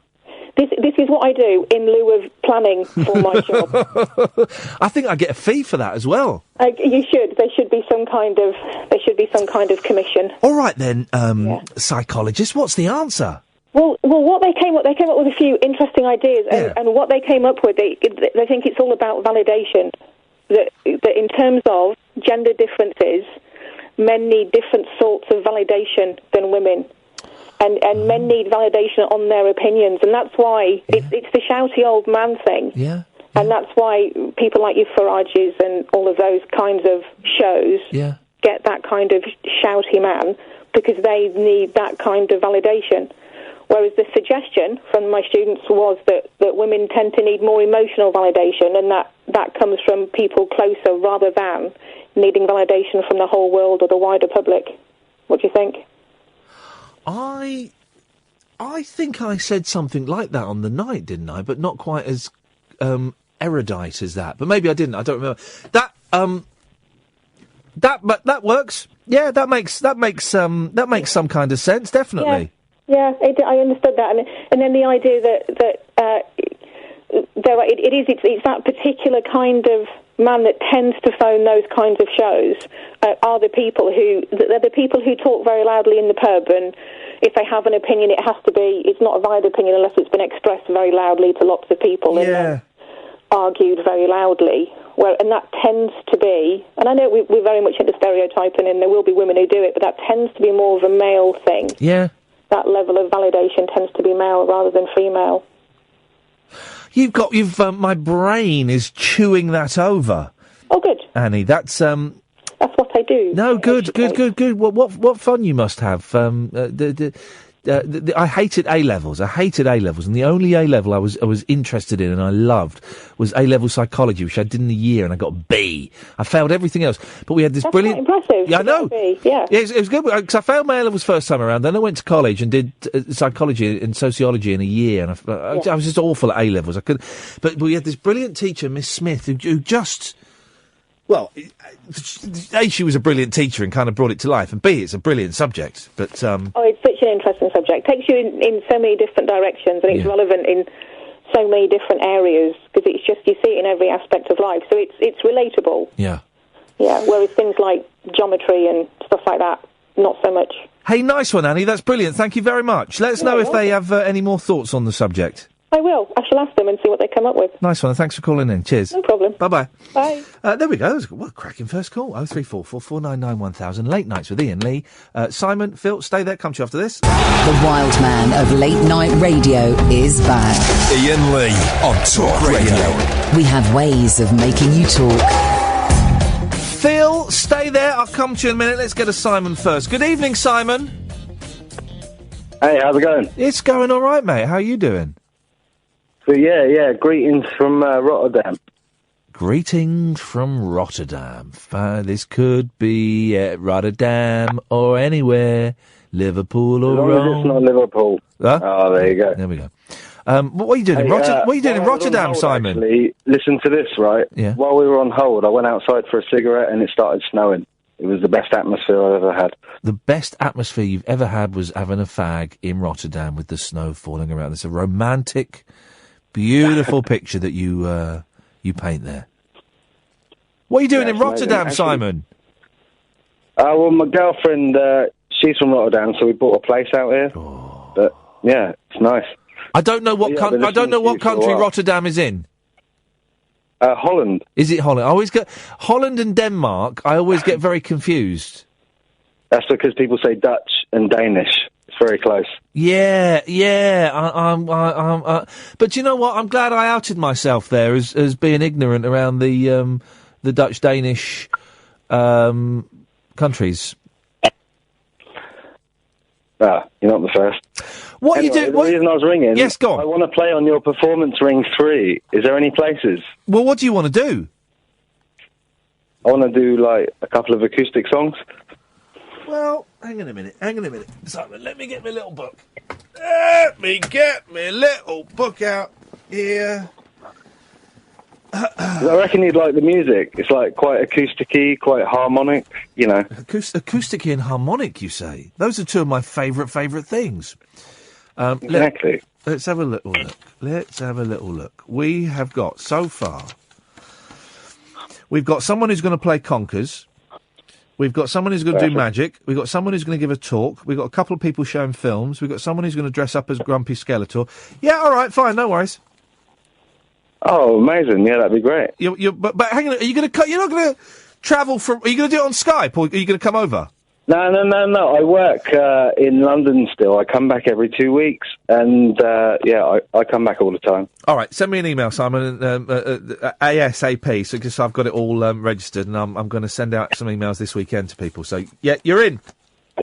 Nice one. That was easy, wasn't it? If you want to. It was perfect. If you want to check out a song, I know you'd like it. It's called Waiting for Hoffman. Is it? Just Google Simon Bell, Waiting for Hoffman. Is it acousticy and harmonic? It's both of those things. Waiting for Hoffman, that's a Peter Sellers film, isn't it? No, that's Waiting for Guffman. No. There's a Peter Sellers film. Or maybe it's just called Hoffman.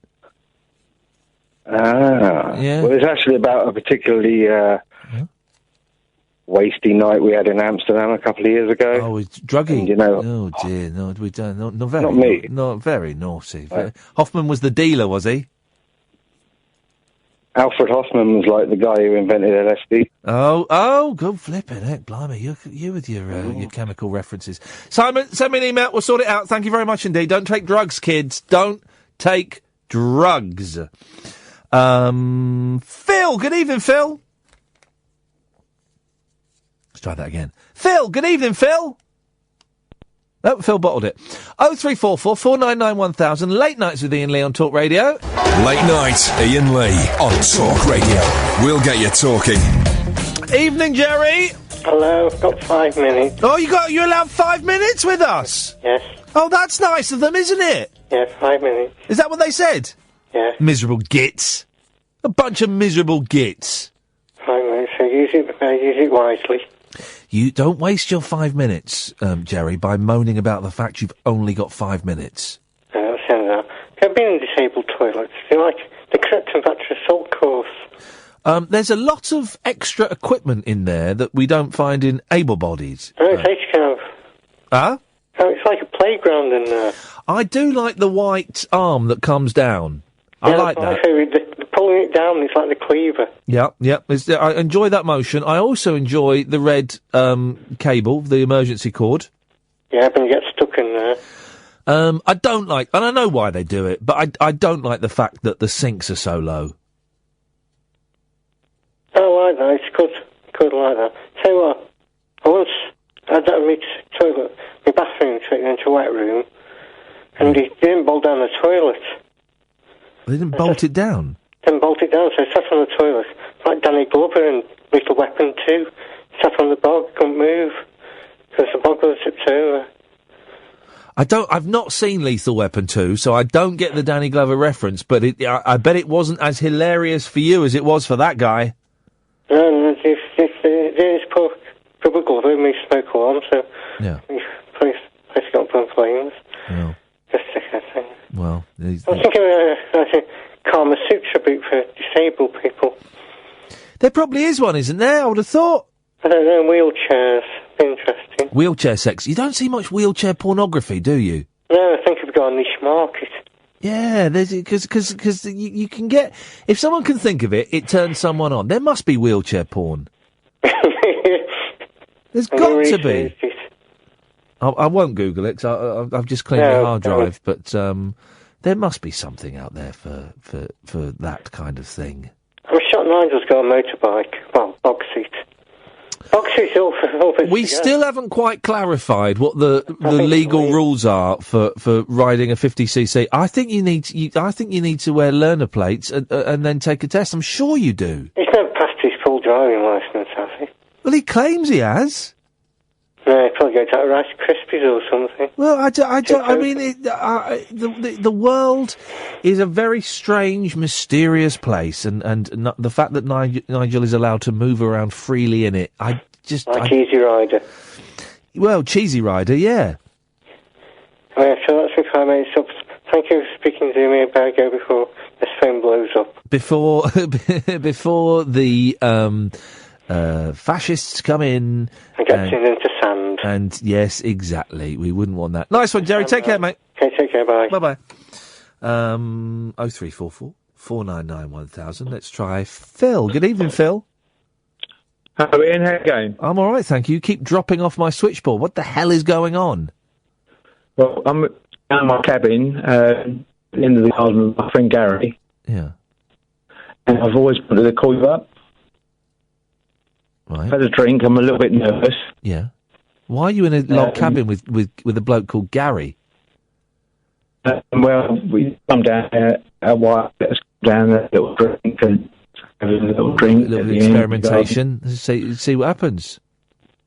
No experimentation. No. You've done it before. No.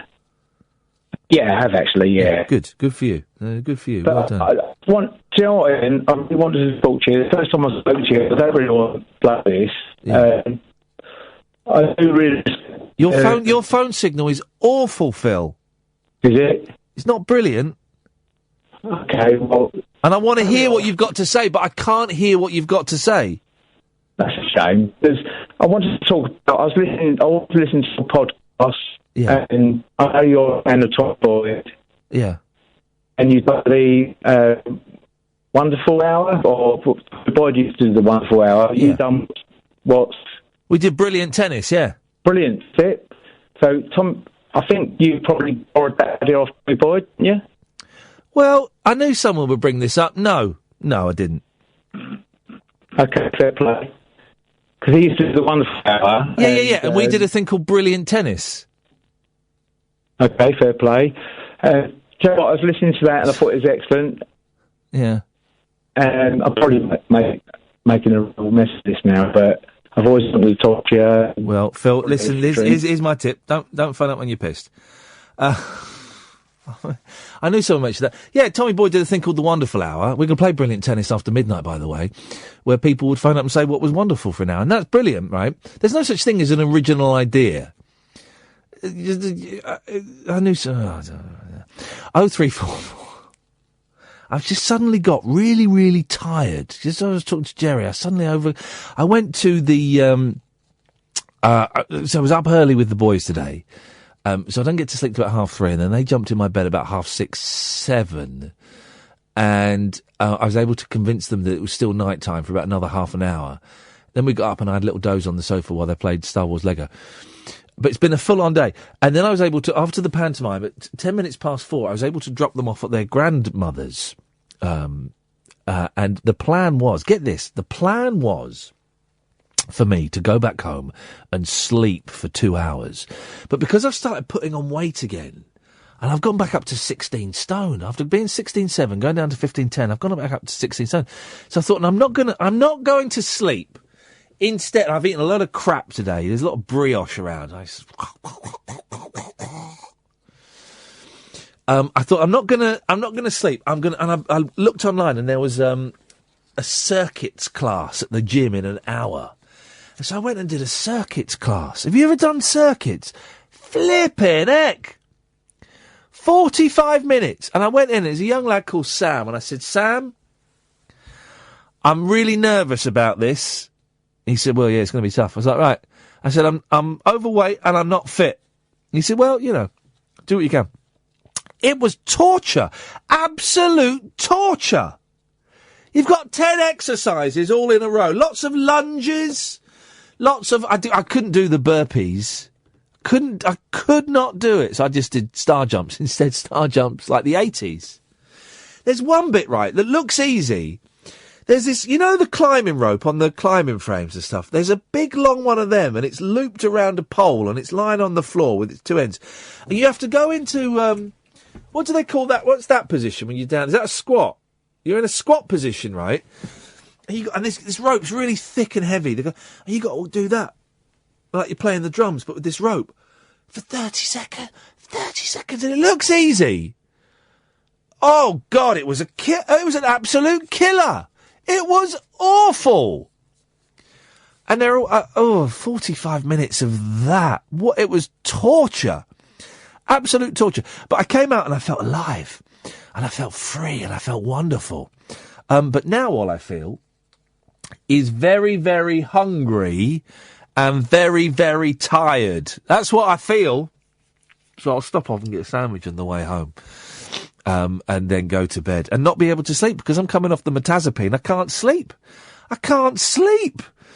So I'm going to be exhausted and unable to sleep. It's a lethal combination. Not literally lethal. I'm not going to die because of it. But, hang on a minute. Phil, you're calling in again. Phil, call again. Oh. Phil, call again. Hello? Don't call in drunk, I think, is the lesson that we've learnt, Phil and Gary. Oh. And when you've got no signal, I mean, fair play, he's a fan and stuff, but my generous nature has limits. And when someone, A, can't string a sentence together, and B, can't be heard because of their phone signal, there's not a lot I can do with that. I can work magic with the most the flimsy of material, but I need to be able to hear what they're saying for it to work, really. There we go. Look, we had a slow start on the phones, and then... Phil, what? Phil! No, it's Gerry. Hello, mate. How you doing? Right, tell him I'm sorry for what I've said, because Phil's very sorry what he said. I think Iain is, like, honestly, he is God. Phil thinks Ian's God. Well, I'm going to smite him. Like, he is, like... Tommy Boyd... God. He passed the phone over. Are you there, Iain? Yeah, I'm there. What are you... Mate, don't phone in drunk. You're doing yourself no favours. I know. Sorry, Iain. Right, how come we can hear Gerry? When Gary's talking, we can hear. When you're talking... Have you got a metal plate in your head, Phil? Do you know what, Iain, I haven't got a metal plate in my jaw. Well, wasn't right. Give the phone back to Gerry, because I can't hear a word you're saying, but I could hear Gerry perfectly. Pass you back to Gerry. No, I can't hear you. Give it to Gerry. I can't hear what you're saying. Gerry, I'll come round. Phil, I can't hear what you're saying. Give the phone to Gerry, who hasn't got any metal in his face. Oh, well, Gary's here, man. How you doing, all right? Pass over to me. You know, isn't that Gary? Isn't that funny? Honestly, when Phil is holding the phone, I can't hear what he's saying. It must be the metal plate in his jaw. I really want to speak to him. Oh no! Really? I don't want to speak to Phil. Tell him I don't. I can't. I don't want to speak to him because we can't hear him. Get speak to me. I can't hear you. Oh, I'll carefully. Talk carefully. No, Phil. Tell him I really want to talk to him. Phil, speaking carefully. Tell him I won't slur. I'm gutted. Don't tell him. Right, Gerry. Gerry, tell. Oh God, tell him not. I can hear him now. Tell him not to be gutted. Try and bring it back. Don't be gutted. I'm upset. Don't be gutted. Don't tell him. Don't be gutted. Don't be upset. And he won't remember this in the morning anyway because he's steaming. Exactly. Don't. You won't forget this in the morning because you're steaming anyway. So that's fine. Then please, I want one more chance. What? You want one more chance? What? Please, Tim. What? All right, put him on. Okay, let me... Put him on. Yeah, put him on. The phone will break out. Listen. Hello, Iain? Hello, Phil? You all right? I'm all right. A little bit upset. You all right? Why are you upset? You know. I can't believe I'm talking to you, actually, because you're a legend. Hey! How much have you drunk, you two? I've had a bottle of wine. Yeah. 2 bottles of wine. Each.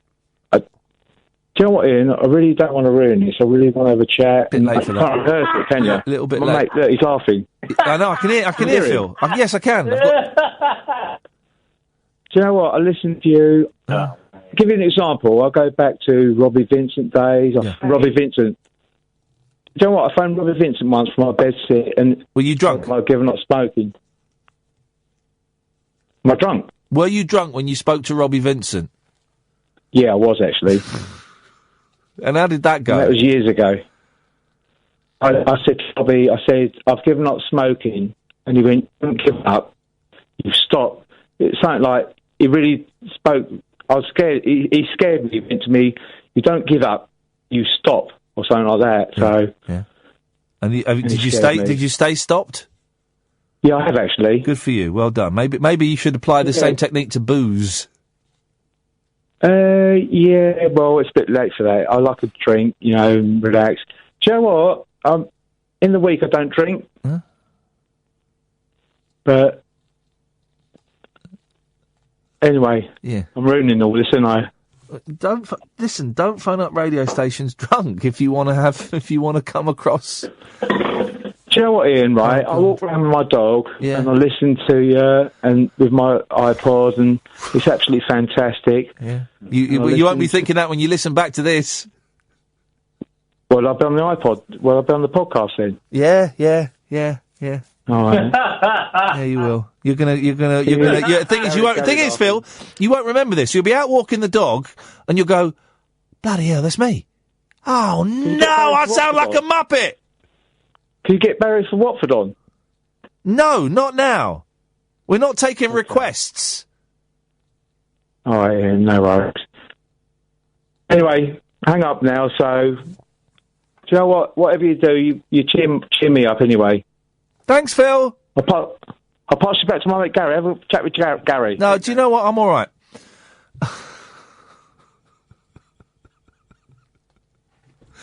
He is going to forget. They'll pop up on the screen again in a second. We must have got cut off. I love it when people phone back. I think we got cut off. Yeah, I did it. I pressed the button. There's a button that actually says, when I touch the screen, it says hang up. And I pressed it. He is going to forget. He's like steaming, isn't he? He's going to forget that he's made that phone call. And he's going to be out walking the dog Tuesday next week. That podcast is going to pop up. Oh, who's this bloke called Phil? Sounds a bit like me. That can't be me. He's steaming. Hang on a minute. It's Friday. Oh, no! Oh, you're joking! He'll phone up Gary. Gary, did we phone up Iain Lee? I think he's a legend. Oh, no! What have we done? That's what'll happen. Can I tell you, there's a weird... Have I got time to do this? The weirdest story in the papers today is about what's inside Kit Kats. Have you read this? Some like to start their Kit Kat at one end and munch away until they get to the other. Others prefer to nibble off the chocolate first and then work their way through the wafer. Whichever you choose, if you've ever paused long enough to wonder what goes into that filling, the answer may surprise you. Get this, right? Do you know what's in a Kit Kat? A TV documentary has found that the insides of Kit Kats are made from crunched up Kit Kats. What? Isn't that how mad cow disease started? By feeding cows. And now they're doing it with mad Kit Kat disease. How does that work?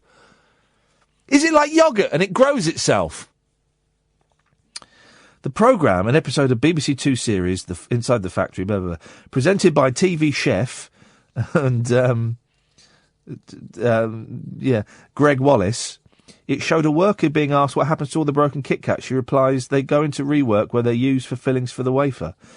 One viewer commented on Twitter, wait, the filling is ground up Kit Kat?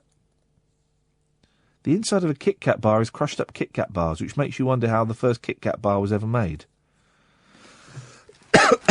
That's nuts, isn't it? How do they do that? How do they get the filling of a cream egg? And can you not just buy like a big giant tub of cream egg filling? Just like a big tub. That would be... Well, imagine a big bucket of cream egg filling and just, you got a big ladle. You just put in a ladle, it's actual soup ladle. Having that would be the dream. I mean, that really would be the dream. Mark, stay there. We'll come to you in a bit. Another hour of this. If my throat holds up.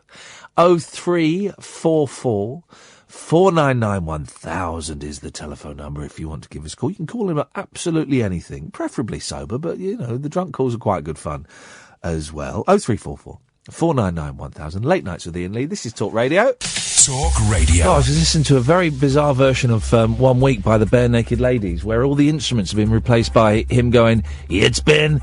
Oh, it's done my head in. I actually feel travel sick listening to a song. Outrageous. Late Nights with Iain Lee, Talk Radio. Late Night, Iain Lee on Talk Radio. We have ways of making you talk. Drove downtown in the rain, 9:30 on a Tuesday night, just to check out the late night record shop. Call it impulsive, call it compulsive, call it insane.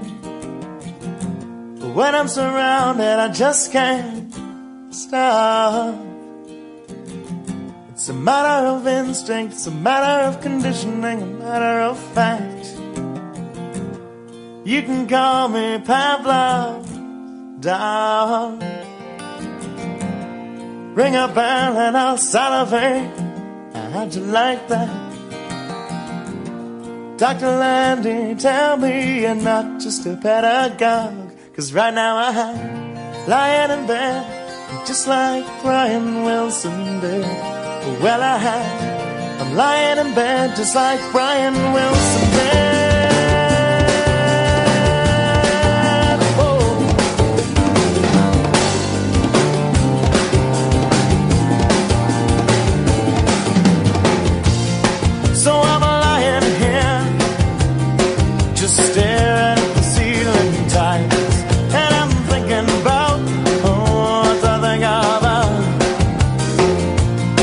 just listening and re-listening to Smiley Smile.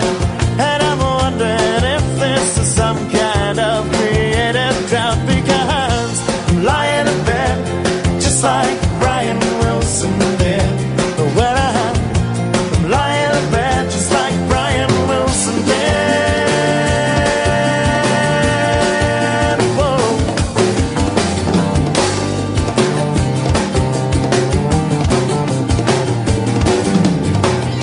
And if you wanna find me, I'll be out in the sandbox, just wondering where the hell all the love is gone. I'm playing my guitar and building castles in the sun. Whoa, whoa, whoa, and singing fun, fun, fun. I'm lying in bed just like Brian Wilson did. Well, I'm lying in bed just like Brian Wilson did. Whoa.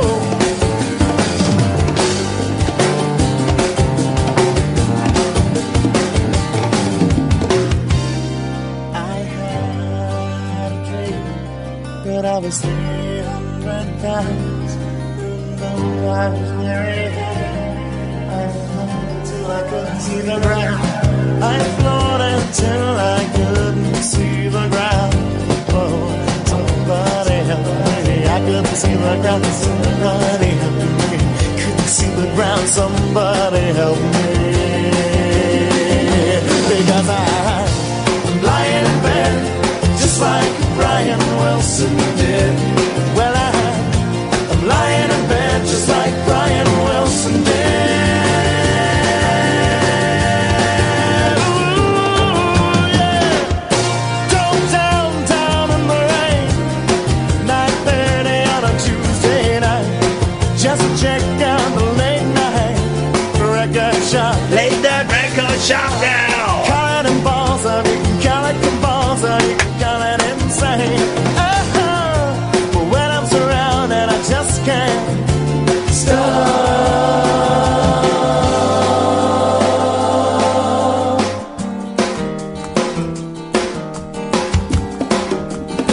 Hang on a second, let me just say... Phil? I'm sorry, we're sorry. Phil? Or is that Gary? No, you're sorry. That's not Phil. What? Just Phil. Hello? Yeah. Stop calling! You're drunk! I wanted my mate Gary to speak to you. Like, I said to my mate Gary... Yes. Phone Albie Lee. Albie Lee? Put him... Albie. Who's Albie? You. Big fan, huh? Big fan. Big fan. Albie? Big fan. Suddenly I don't feel so bad. Suddenly I don't feel so bad. He thinks I'm called Albie. Who is called Albie? I don't know. Not many people these days.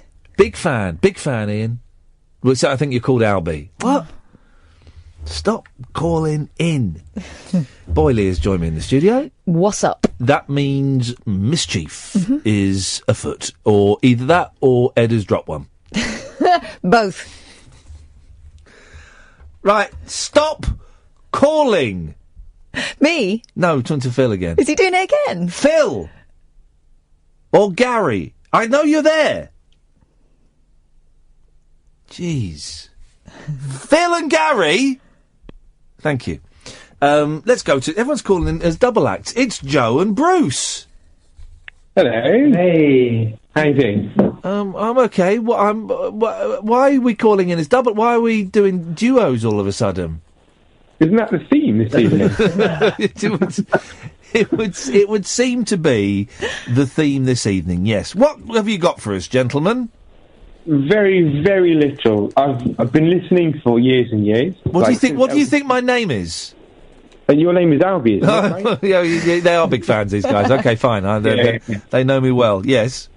Yeah. So I've been listening since LBC days, and the only thing I've really got for you is, where's Verinda? Now, okay, Verinda used to call me a lot at the other radio, well, a lot at LBC and a lot at Absolute. Didn't call me, I think once called me when I was at the BBC for 4 years. She's called maybe 4 or 5 times since I've been here, And she normally, what we'll do is, we don't do straight to air on a Friday evening anymore, but what would happen is, like, literally the last 50 seconds of broadcast time, she'd flash up on the screen. She's been tweeting me this evening, actually, but I don't quite know why she doesn't call in anymore. Yeah, there you go. I was just thinking, Vinny used to come up all the time back in the day, but I haven't heard him for years and years and years. And I've been listening, since I was listening as a 15-year-old kid with my mum in the car when you were on drive at LBC. I used to drive on LBC, imagine, yeah.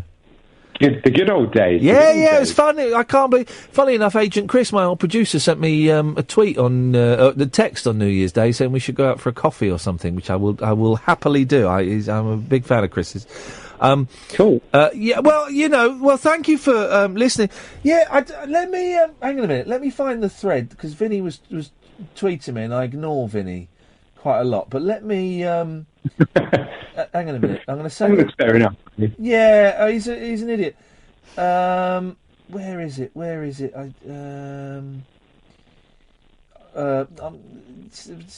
that one of the guy called Glenn died. Glenn used to be a bit of a fan of the show and was mate of Scott's, and he passed away at no age. Sorry, I'm just Emma's just reminded me of that. Thank you. Hang on a minute. Someone is calling in requesting you, Vinny. There we go. The tweet. Yeah, let's see if we can make this happen. The tweet has been sent. You may have just unleashed a demon. You may have just unleashed a demon. Let's hang on. Oh, hang on.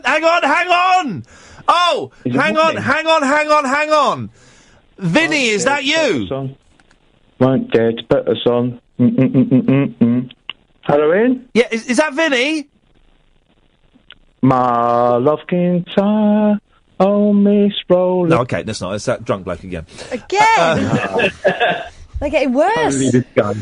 Never mind. Well, let's see what happens. The bat signal has been flashed, guys.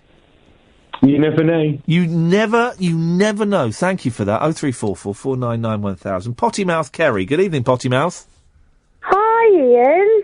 I'm hovering over the dumb button. I don't remember her. I'm okay. Do you know what? I'm a lot better than I was. I've got a list of 5 things that make me happy.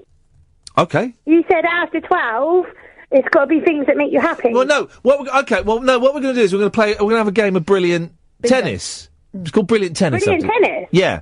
So you just... Well, I go first, then Kath goes first, then you go first, and we just say things that are brilliant. Yeah, but you might not get what I'm saying. Well, that's your problem. Okay. Right. Not everyone else is. Great. I love this game already. Screw those guys. Okay. I go first, and I always start with, because it's international standard, this is how you start the game, the Beach Boys. Catherine. Dogs in cars. Lambs! Hang on a minute, Kerry. Can't potty mouth. Sorry. I was qualifying my dogs. Dogs in cars sticking their heads out the window. Absolutely, and I'm going to follow Kath with saying mambas. Mambas? Yeah, it's border terriers. Okay. Really stinky cheese. Swinging kids by their arms between 2 grown-ups. Lambs.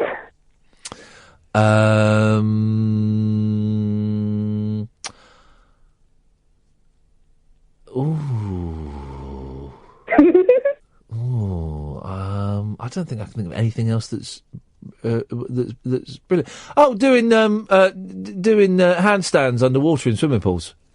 Red, shiny, wobbly jelly. Yep. Bill Murray. Yeah, fair play. All right, all right. No, I'll see you, Bruce Lee. Those pink wafer biscuits. Yep. Real life foxes. Sorry? What? Okay, I've got one. Fox hunts. Oh. No! What? You can't do that! You can't criticise someone at what someone else thinks is brilliant. Fox hunts. Sorry, go on, crack on. Okay. Oh. I've gone off you a bit now. They're brilliant. I've got a great one. I've got one. Puppies' bellies. Ooh. Sniffing mini eggs. Oh, Oh, God. Here we go. Piercing the foil of a new coffee jar. Oh, God. Oh, here's one I love. Taking the tags off a new top. Oh, taking the tags off a top that's irritating you. She means the labels. Yeah. That's label. Sorry, label. Yeah. Busted. Oh, bugger. Yeah, you're out, I'm afraid, Kerry, but thanks for calling. That was weird, wasn't it? A bit. Let's take a break. Late night Iain Lee. On air and off the leash. On Talk Radio. We have ways of making you talk. Have you seen that tweet from the Mexican president to Trump? I've just seen it. This is the Mexican president to Donald Trump. Trump, when will you understand? I am not paying for that effing wall. Be clear with US taxpayers, they will pay for it. But he's not the president anymore. It says he's president of Mexico from 2000 to 2006. Okay, fine. Okay. So he's playing fast and loose. De Fox Quesada. Sorry? That's his name. We're all going to die. Let's go to Ray. Good evening, Ray. Oh, good evening. Good evening, Ray. What you got for us? Well, I wasn't going to ring in, but then after listening to a couple of the news you've had a little while ago, I thought I might as well. Yeah, it turns out we've really lowered the bar this evening. So I wanted to mention, have you ever heard of false memories? Is this like the Mandela syndrome? Oh, I don't know. My one is, my father died in the mid-90s, and I've got these memories of watching a particular show called Call My Bluff. Yeah.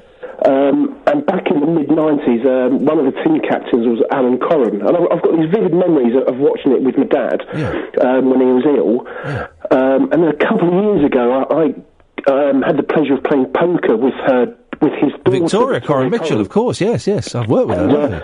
Just chatting with her, and that came up, and then she mentioned the date when her dad started, and I thought, well, that can't be right, because that doesn't sound right. But then later on I got home, I checked it, and basically he started on Call My Bluff about 4 months after my dad died. So all these memories I've got of watching the show with him are made up. Or dreams. Whether I've dreamt it, but... Well, there's a little bit of cross-pollination.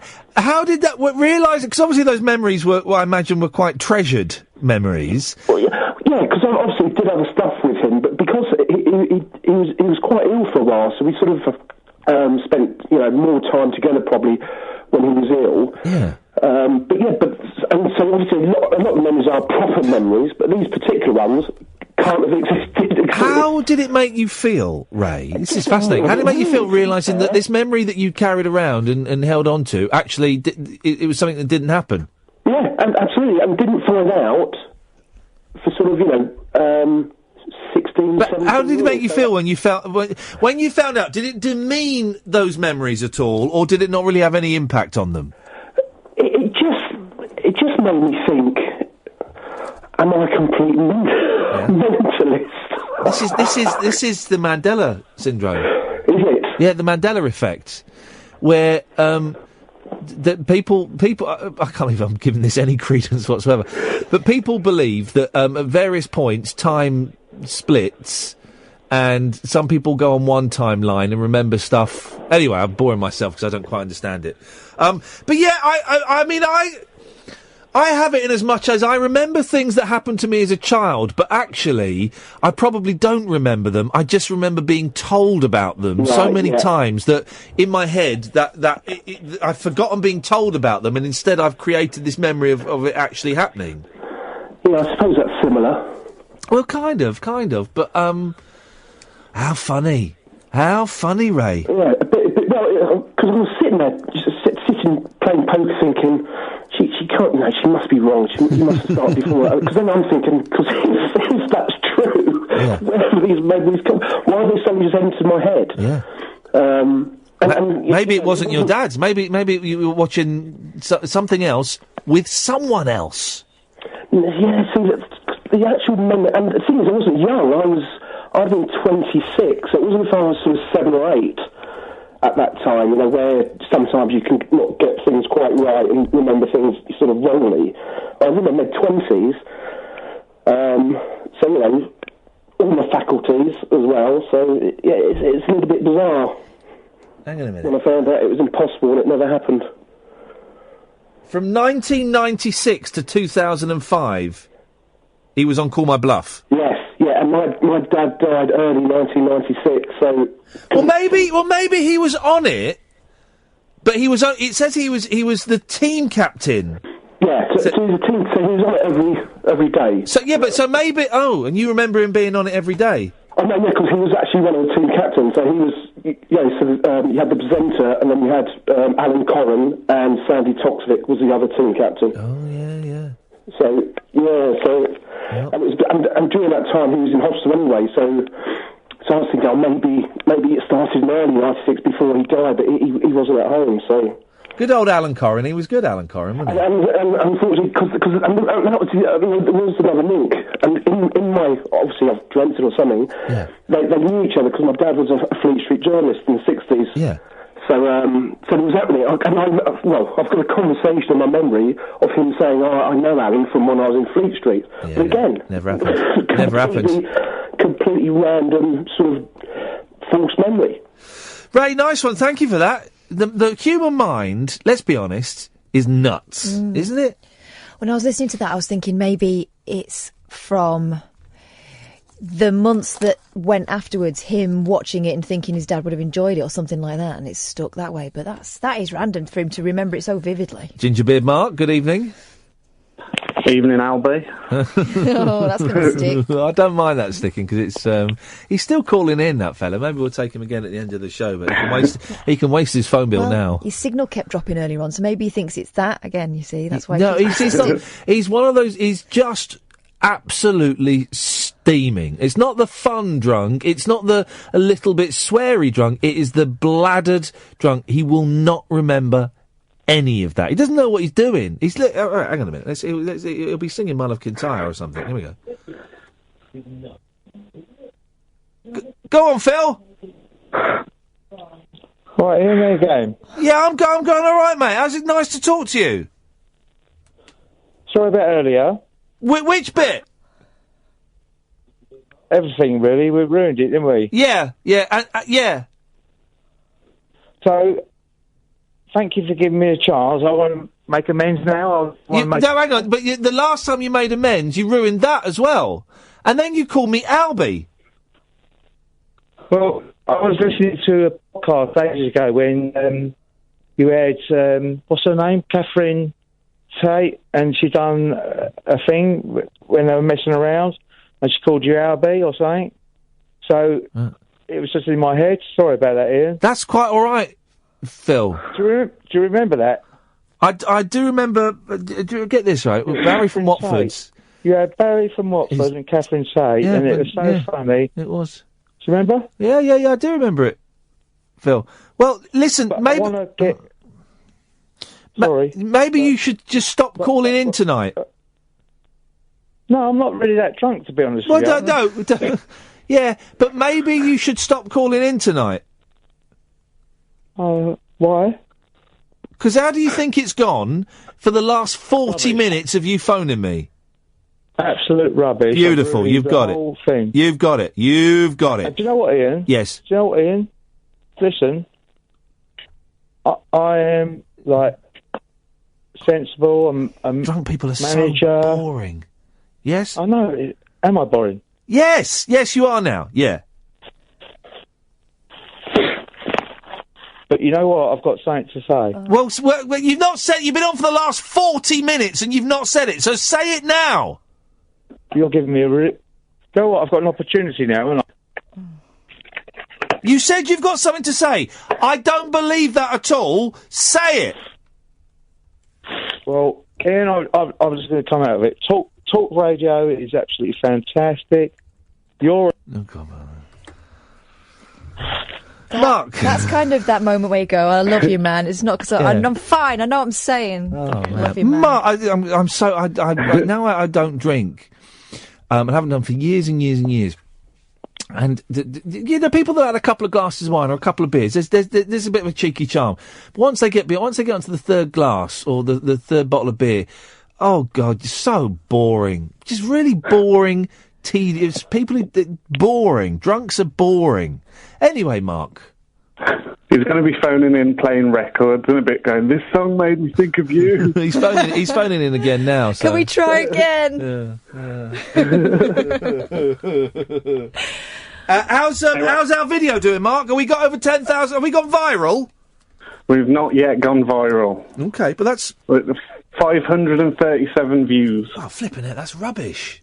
I know. Tell me about it. I blame you for it. Well, I blame you, deleting all your tweets. I blame you for being a muppet.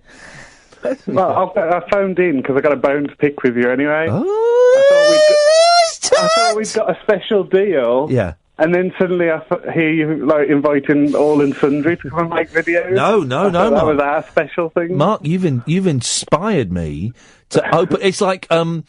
It's like I'm giving away this program's source code. What do they call it? Freeware. What do they call it when anyone can go in and hack the program? Just say it, Ed, don't type it. Just say the word. Come on, you can do it. Open source. Open source. Thank you very much indeed. It's open. This show, you, Mark, have inspired me to make this show open source.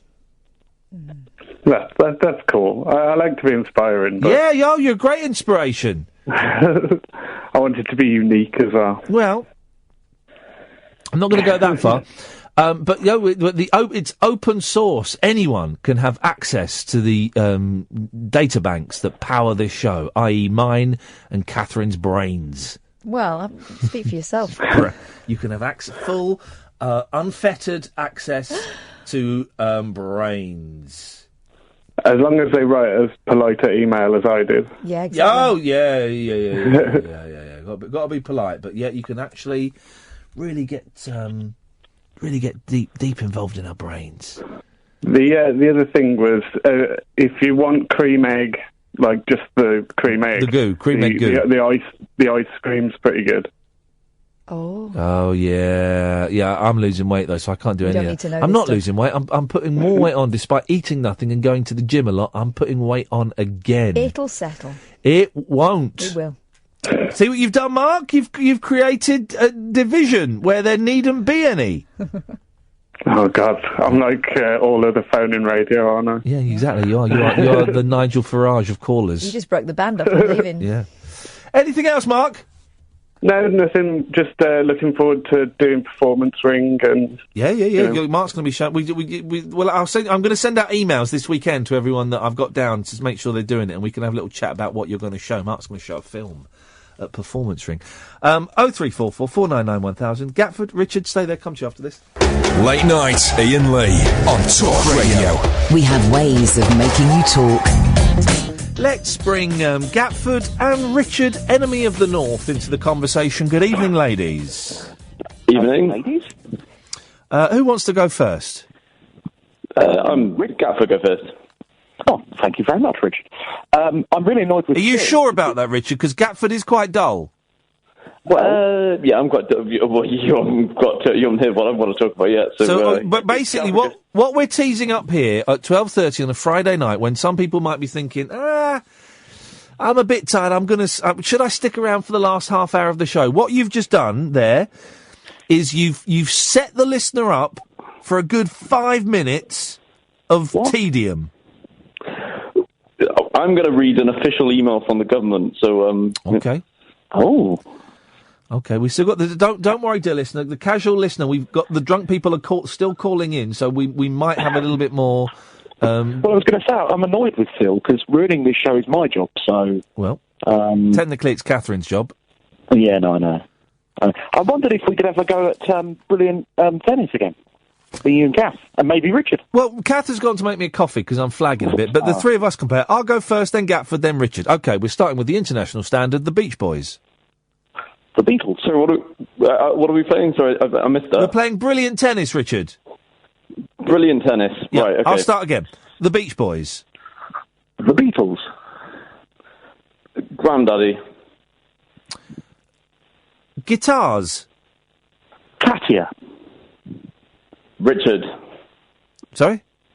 self-referential there. You've just listed yourself in Brilliant Tennis, yeah? Yes, I have, yes. Okay. Valid move. Touch screens. Nigel Farage on LBC. Kinder eggs. Kinder bars. Kinder Bueno bars. Freshly ironed T-shirts. Socks. Socks?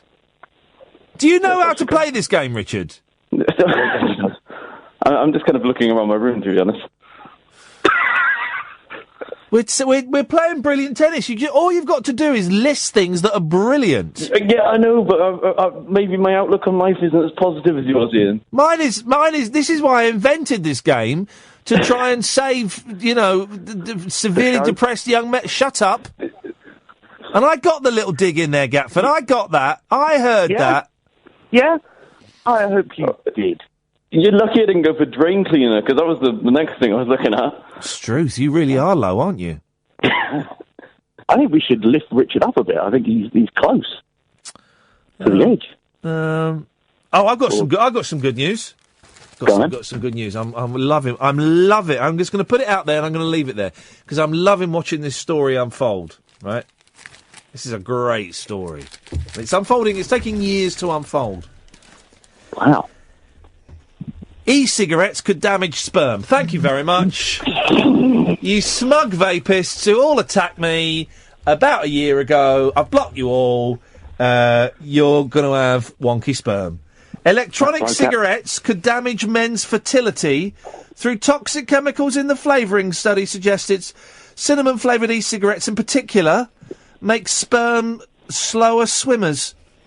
Bubblegum flavour, another of the most popular, kills off cells in the testes. You know what this is? Yeah? Evolution. Yay! These vapists. Vapors out. You vapists. Oh, it's better for you than smoking. It's not even smoking. It's better for you than smoking. Would you rather your boys smoked or vaped? Well, I would rather that my boys' testes didn't have the cells removed by bubblegum flavoured e-cigarettes. So I'm just every couple of months a little story comes up that says e-cigarettes, and I said this from day one, that e-cigarettes are not quite as good for you as we all think. We don't. When fags came out, everyone thought fags were good for you. Oh gosh, they used to be given out to soldiers, didn't they? To keep their chests clear. Fags were good for you, and everyone said the same thing about e-cigarettes. You watch, guys, over the next 5-6 years. Oh, no one's ever said that of a cigar, though, have they? What? That it's good for you. Yeah, lots of people never claimed that. No one's ever claimed a cigar is good for you. I think that was probably the idea back in the day when the Elizabethans started smoking them. Didn't they use a pipe, though, didn't they? I thought. Well, the Indians used to smoke cigars, didn't they? Well, what do you think? What do you think a cigarette? Where do you think the word cigarette comes from? Cigar-ette. Small cigar. That's what a cigarette is. It's a small. It's a cigarette. It's a small cigar. Also, surely the only reason anyone smokes is because it makes you really, really cool. And e-cigarettes is the exact opposite. Yeah, exactly. Looks like you're just when you're having bubblegum flavour and cinnamon flavour. Go and have a packet of fags. It looks like they're playing a kazoo. Why is it we've vape cafe from my window? You've what? I can see something called a vape cafe from my window, and every time I walk past it, I'm just...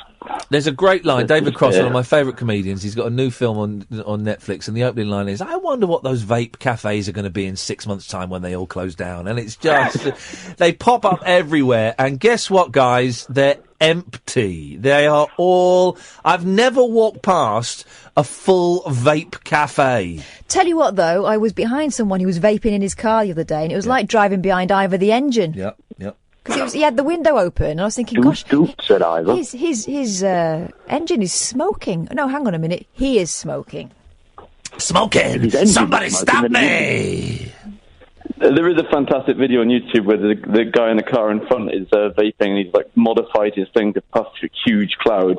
And the guy filming the video was really, really excited about it. And he's like, "Yeah, go on, do another one." That's what this guy was doing. Oh, hello. That was you. You know it. It follows research. It follows research that these flavourings, which are taken into the lungs within vapour, contain cancer-causing chemicals, including formaldehyde. Oh, then they're completely harmless, Iain. Oh, these e-cigarettes. I know what, we're going to send literally hundreds of people to attack you on Twitter for daring to question that e-cigarettes may not be quite as good for you as everybody says they are. Is it just the flavours then that are dangerous?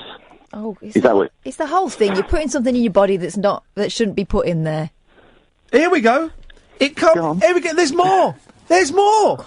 It comes as scientists. We've had 2 revelations so far. 3. Cinnamon flavoured makes your sperm go slow. Bubblegum kills off your testes. Other researchers found the flavourings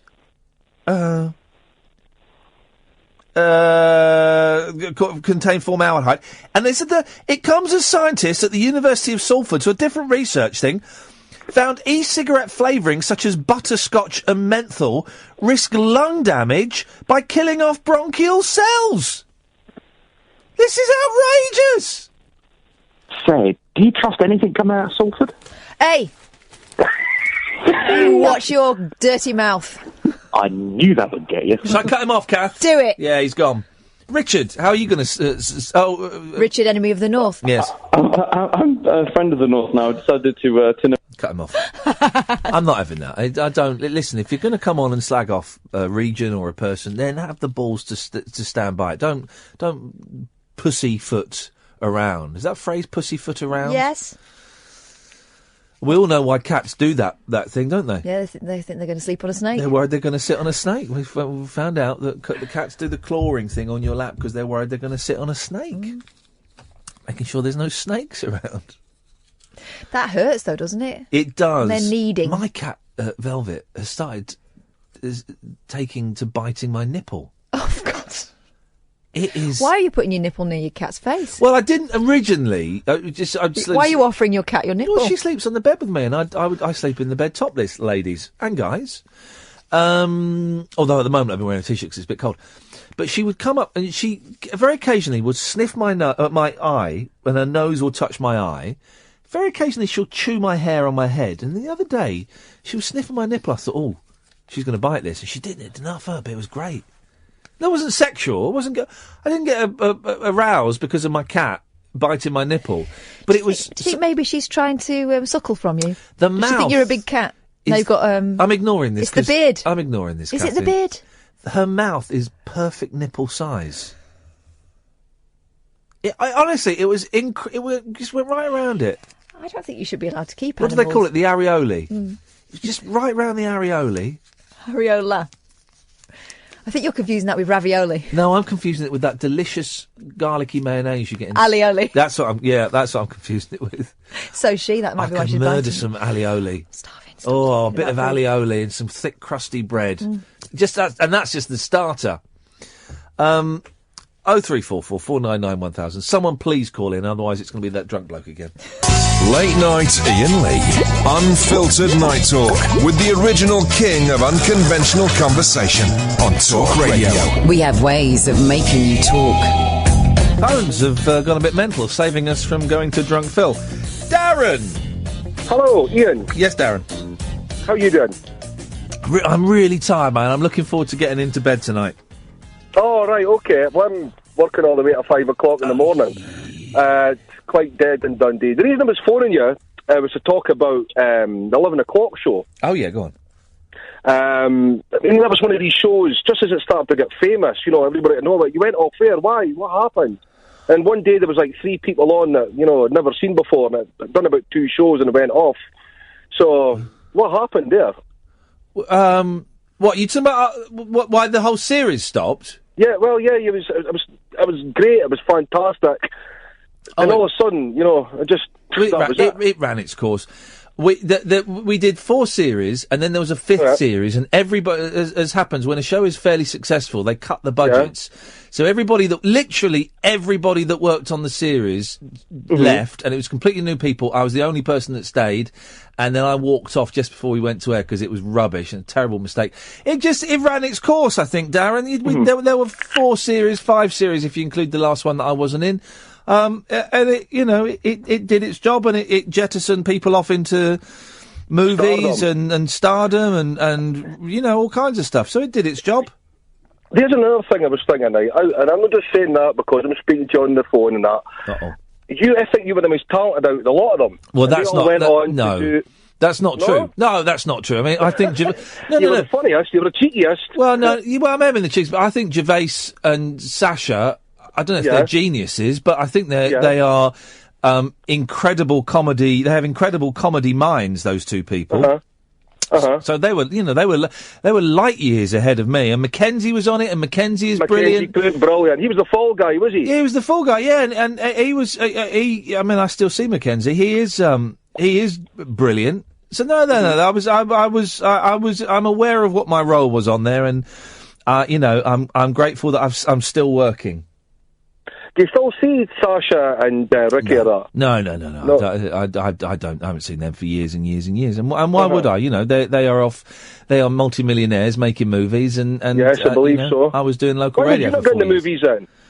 No. No. No. So what did you do after after the 11 o'clock show? I mean, maybe I didn't watch enough TV. Where did you go for a few years? I did Rise, which was the ill-fated follow-up to The Big Breakfast for a year. Right. And then I got pissed. Pissed? What do you mean? Well, just went on a drink for a few years? Yeah, pretty much, yeah. Oh, was it good?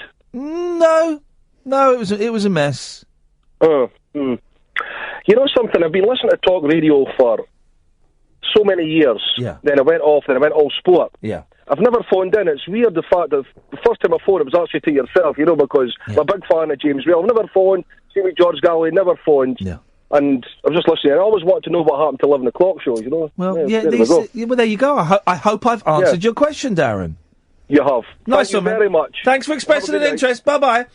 Isn't it funny to think that people are, not many, but people are interested in bits of your career? I found that conversation very uncomfortable. Not Darren's fault, but just going back over stuff I find uncomfortable. I could tell because you didn't look at me once. Yay! But it's funny that people might be interested. Let's go to Dan. Good evening, Dan. Before I continue, I must tell you that this call is my intellectual property.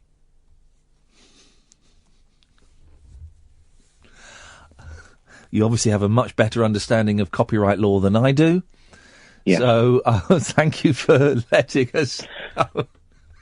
I have nothing else to say, but I wanted to rescue you from a drunk man. Now, if I can monopolise this line for a few moments... Yes. I may rescue you from a drunk man. Well, what have you got planned for this weekend, Dan? Let's get down to the nitty-gritty. No more beating around the bush. Come on. What's happening this weekend in Dan's world? I'd love to have a lie-in. It's just not going to happen. It hasn't happened for 4 years. Aye. Really? You've not had one lie-in for 4 years? Not what I would count as a lie-in. Oh. What does that count? Like getting up at 2:30 in the afternoon? Just in time for chuckle vision. If you're getting up and the hours are still in one digit, it's not a lie-in. No, you're right.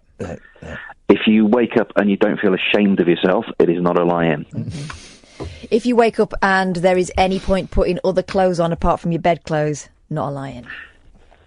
To be honest, at the weekend, unless I'm planning on leaving the house, why put anything else on? Hey. I don't know what you're laughing at. You go shopping in your pyjamas. Yeah, but I put other clothes on over the top. Only I know. In the papers today, they've tried to shame some pyjama shoppers. Where do you stand on the shaming? Well, you've just tried to shame Catherine, Dan. So yeah, but I'm unashamed. I don't give a monkey's, me. Yeah, well, that's because you're from Salford. To be fair, though, she cheats it. She doesn't actually do it. No. Didn't she say you wear clothes over the top? Yeah. So I've got my pyjama top under my jumper, but who's going to know? Two women... It's basically a vest under a jumper, isn't it? That's fine. Two women shop at Tesco in their pyjamas at 7 p.m.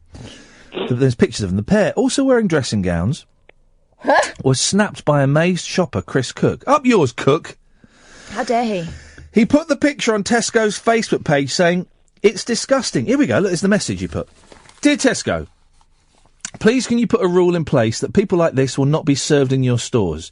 It's bloody disgusting. I mean, who doesn't have time to get changed into clothes to go shopping?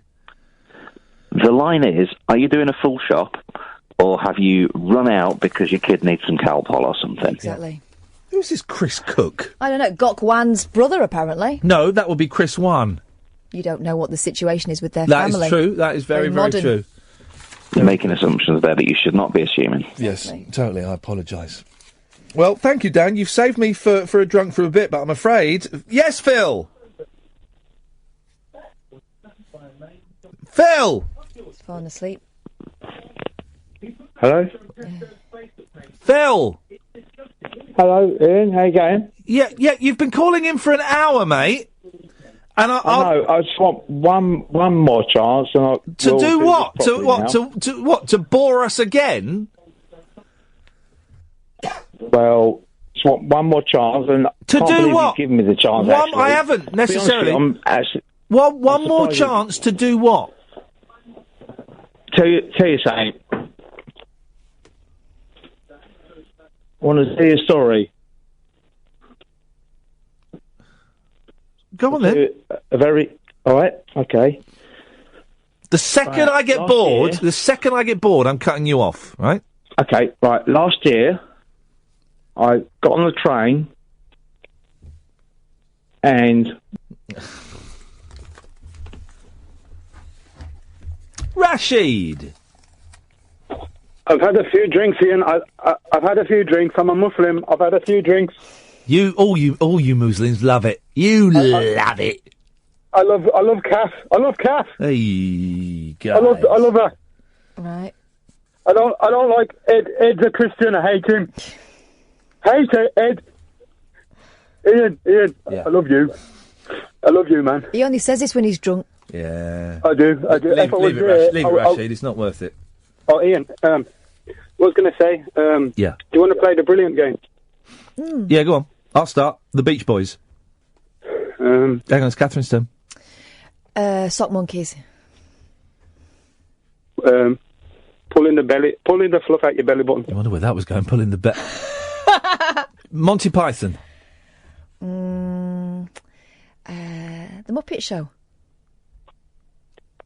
Trimming your moustache. Nice, fresh trim of your moustache. The smoothness of a clean, fresh shave.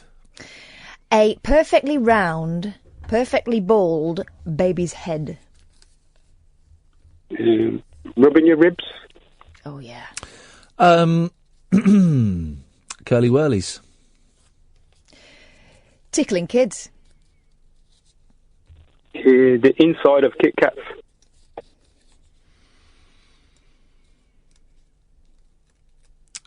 Chuck Norris movies. Strawberry laces. Lying on a Saturday.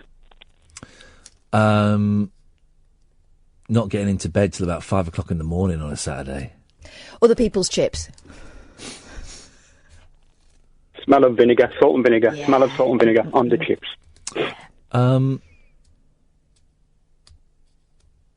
Finding a bowling ball that fits your hand. Mm-hmm. Custard donuts. Egg custards. Yeah. Let's have one more round. Okay. Yeah, okay. The back of the neck on my kids. Finding a fiver. My granddaughter. Nice one, Rashid. Thank you. How do you cure hiccups? Boo! Massaging the rectum. What? That's what it says here. That's what I've never tried. This is basically there's a study out that shows that zombies. Whoa! How did they find this out? Now, zombies would wipe out humanity in just 6 months. A university study warns. But then it says other uni research. An unlikely cure for hiccups from a US study is massaging the rectum. Lap dancers earn bigger tips when performing while ovulating. Yeah. So I've heard. My throat's getting so bad. People can be tricked into thinking stale crisps are fresh if loud crunching sounds are played as they eat. That is brilliant, isn't it? Zombies would wipe out humanity in just 6 months. It's predicted the lurching fictional creatures would take a mere 100 days to infect nearly everyone on the planet. By then, apparently only 100 humans would be left, but these poor stragglers will also be hunted down and zombified within 6 months.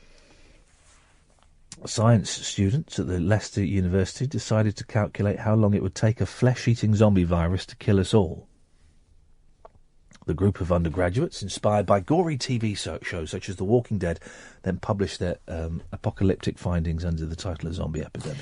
I don't think that is loony research. I think that's mathematics. Yeah, of course. But there's a lot of... We assume the zombie will turn one person into a zombie each day with a 90% probability. Yeah. Let's, go on then, you've got the last 2 minutes of the show.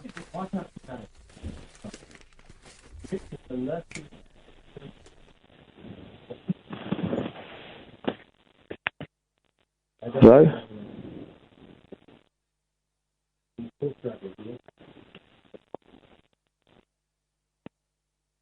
Hello?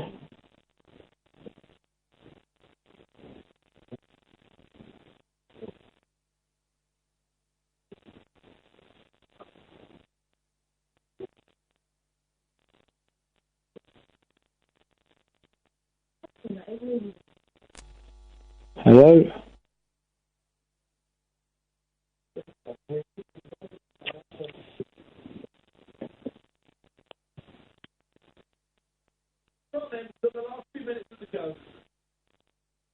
Hello?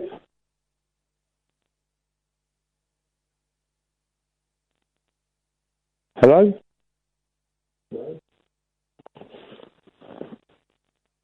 Right, thank you, Ian. Right, I basically went to Dover and all the way down there with my dog, done it for charity, walked back to my house, camped out overnight,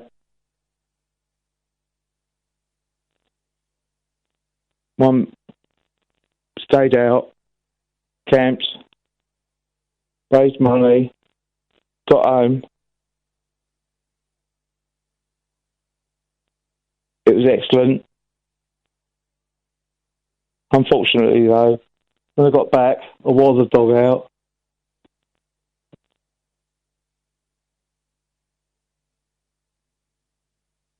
Hello, Ian?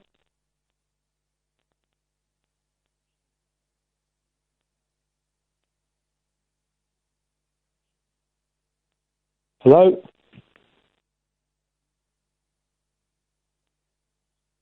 Hello?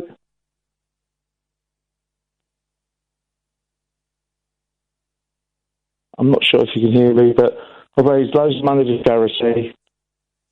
It's all good.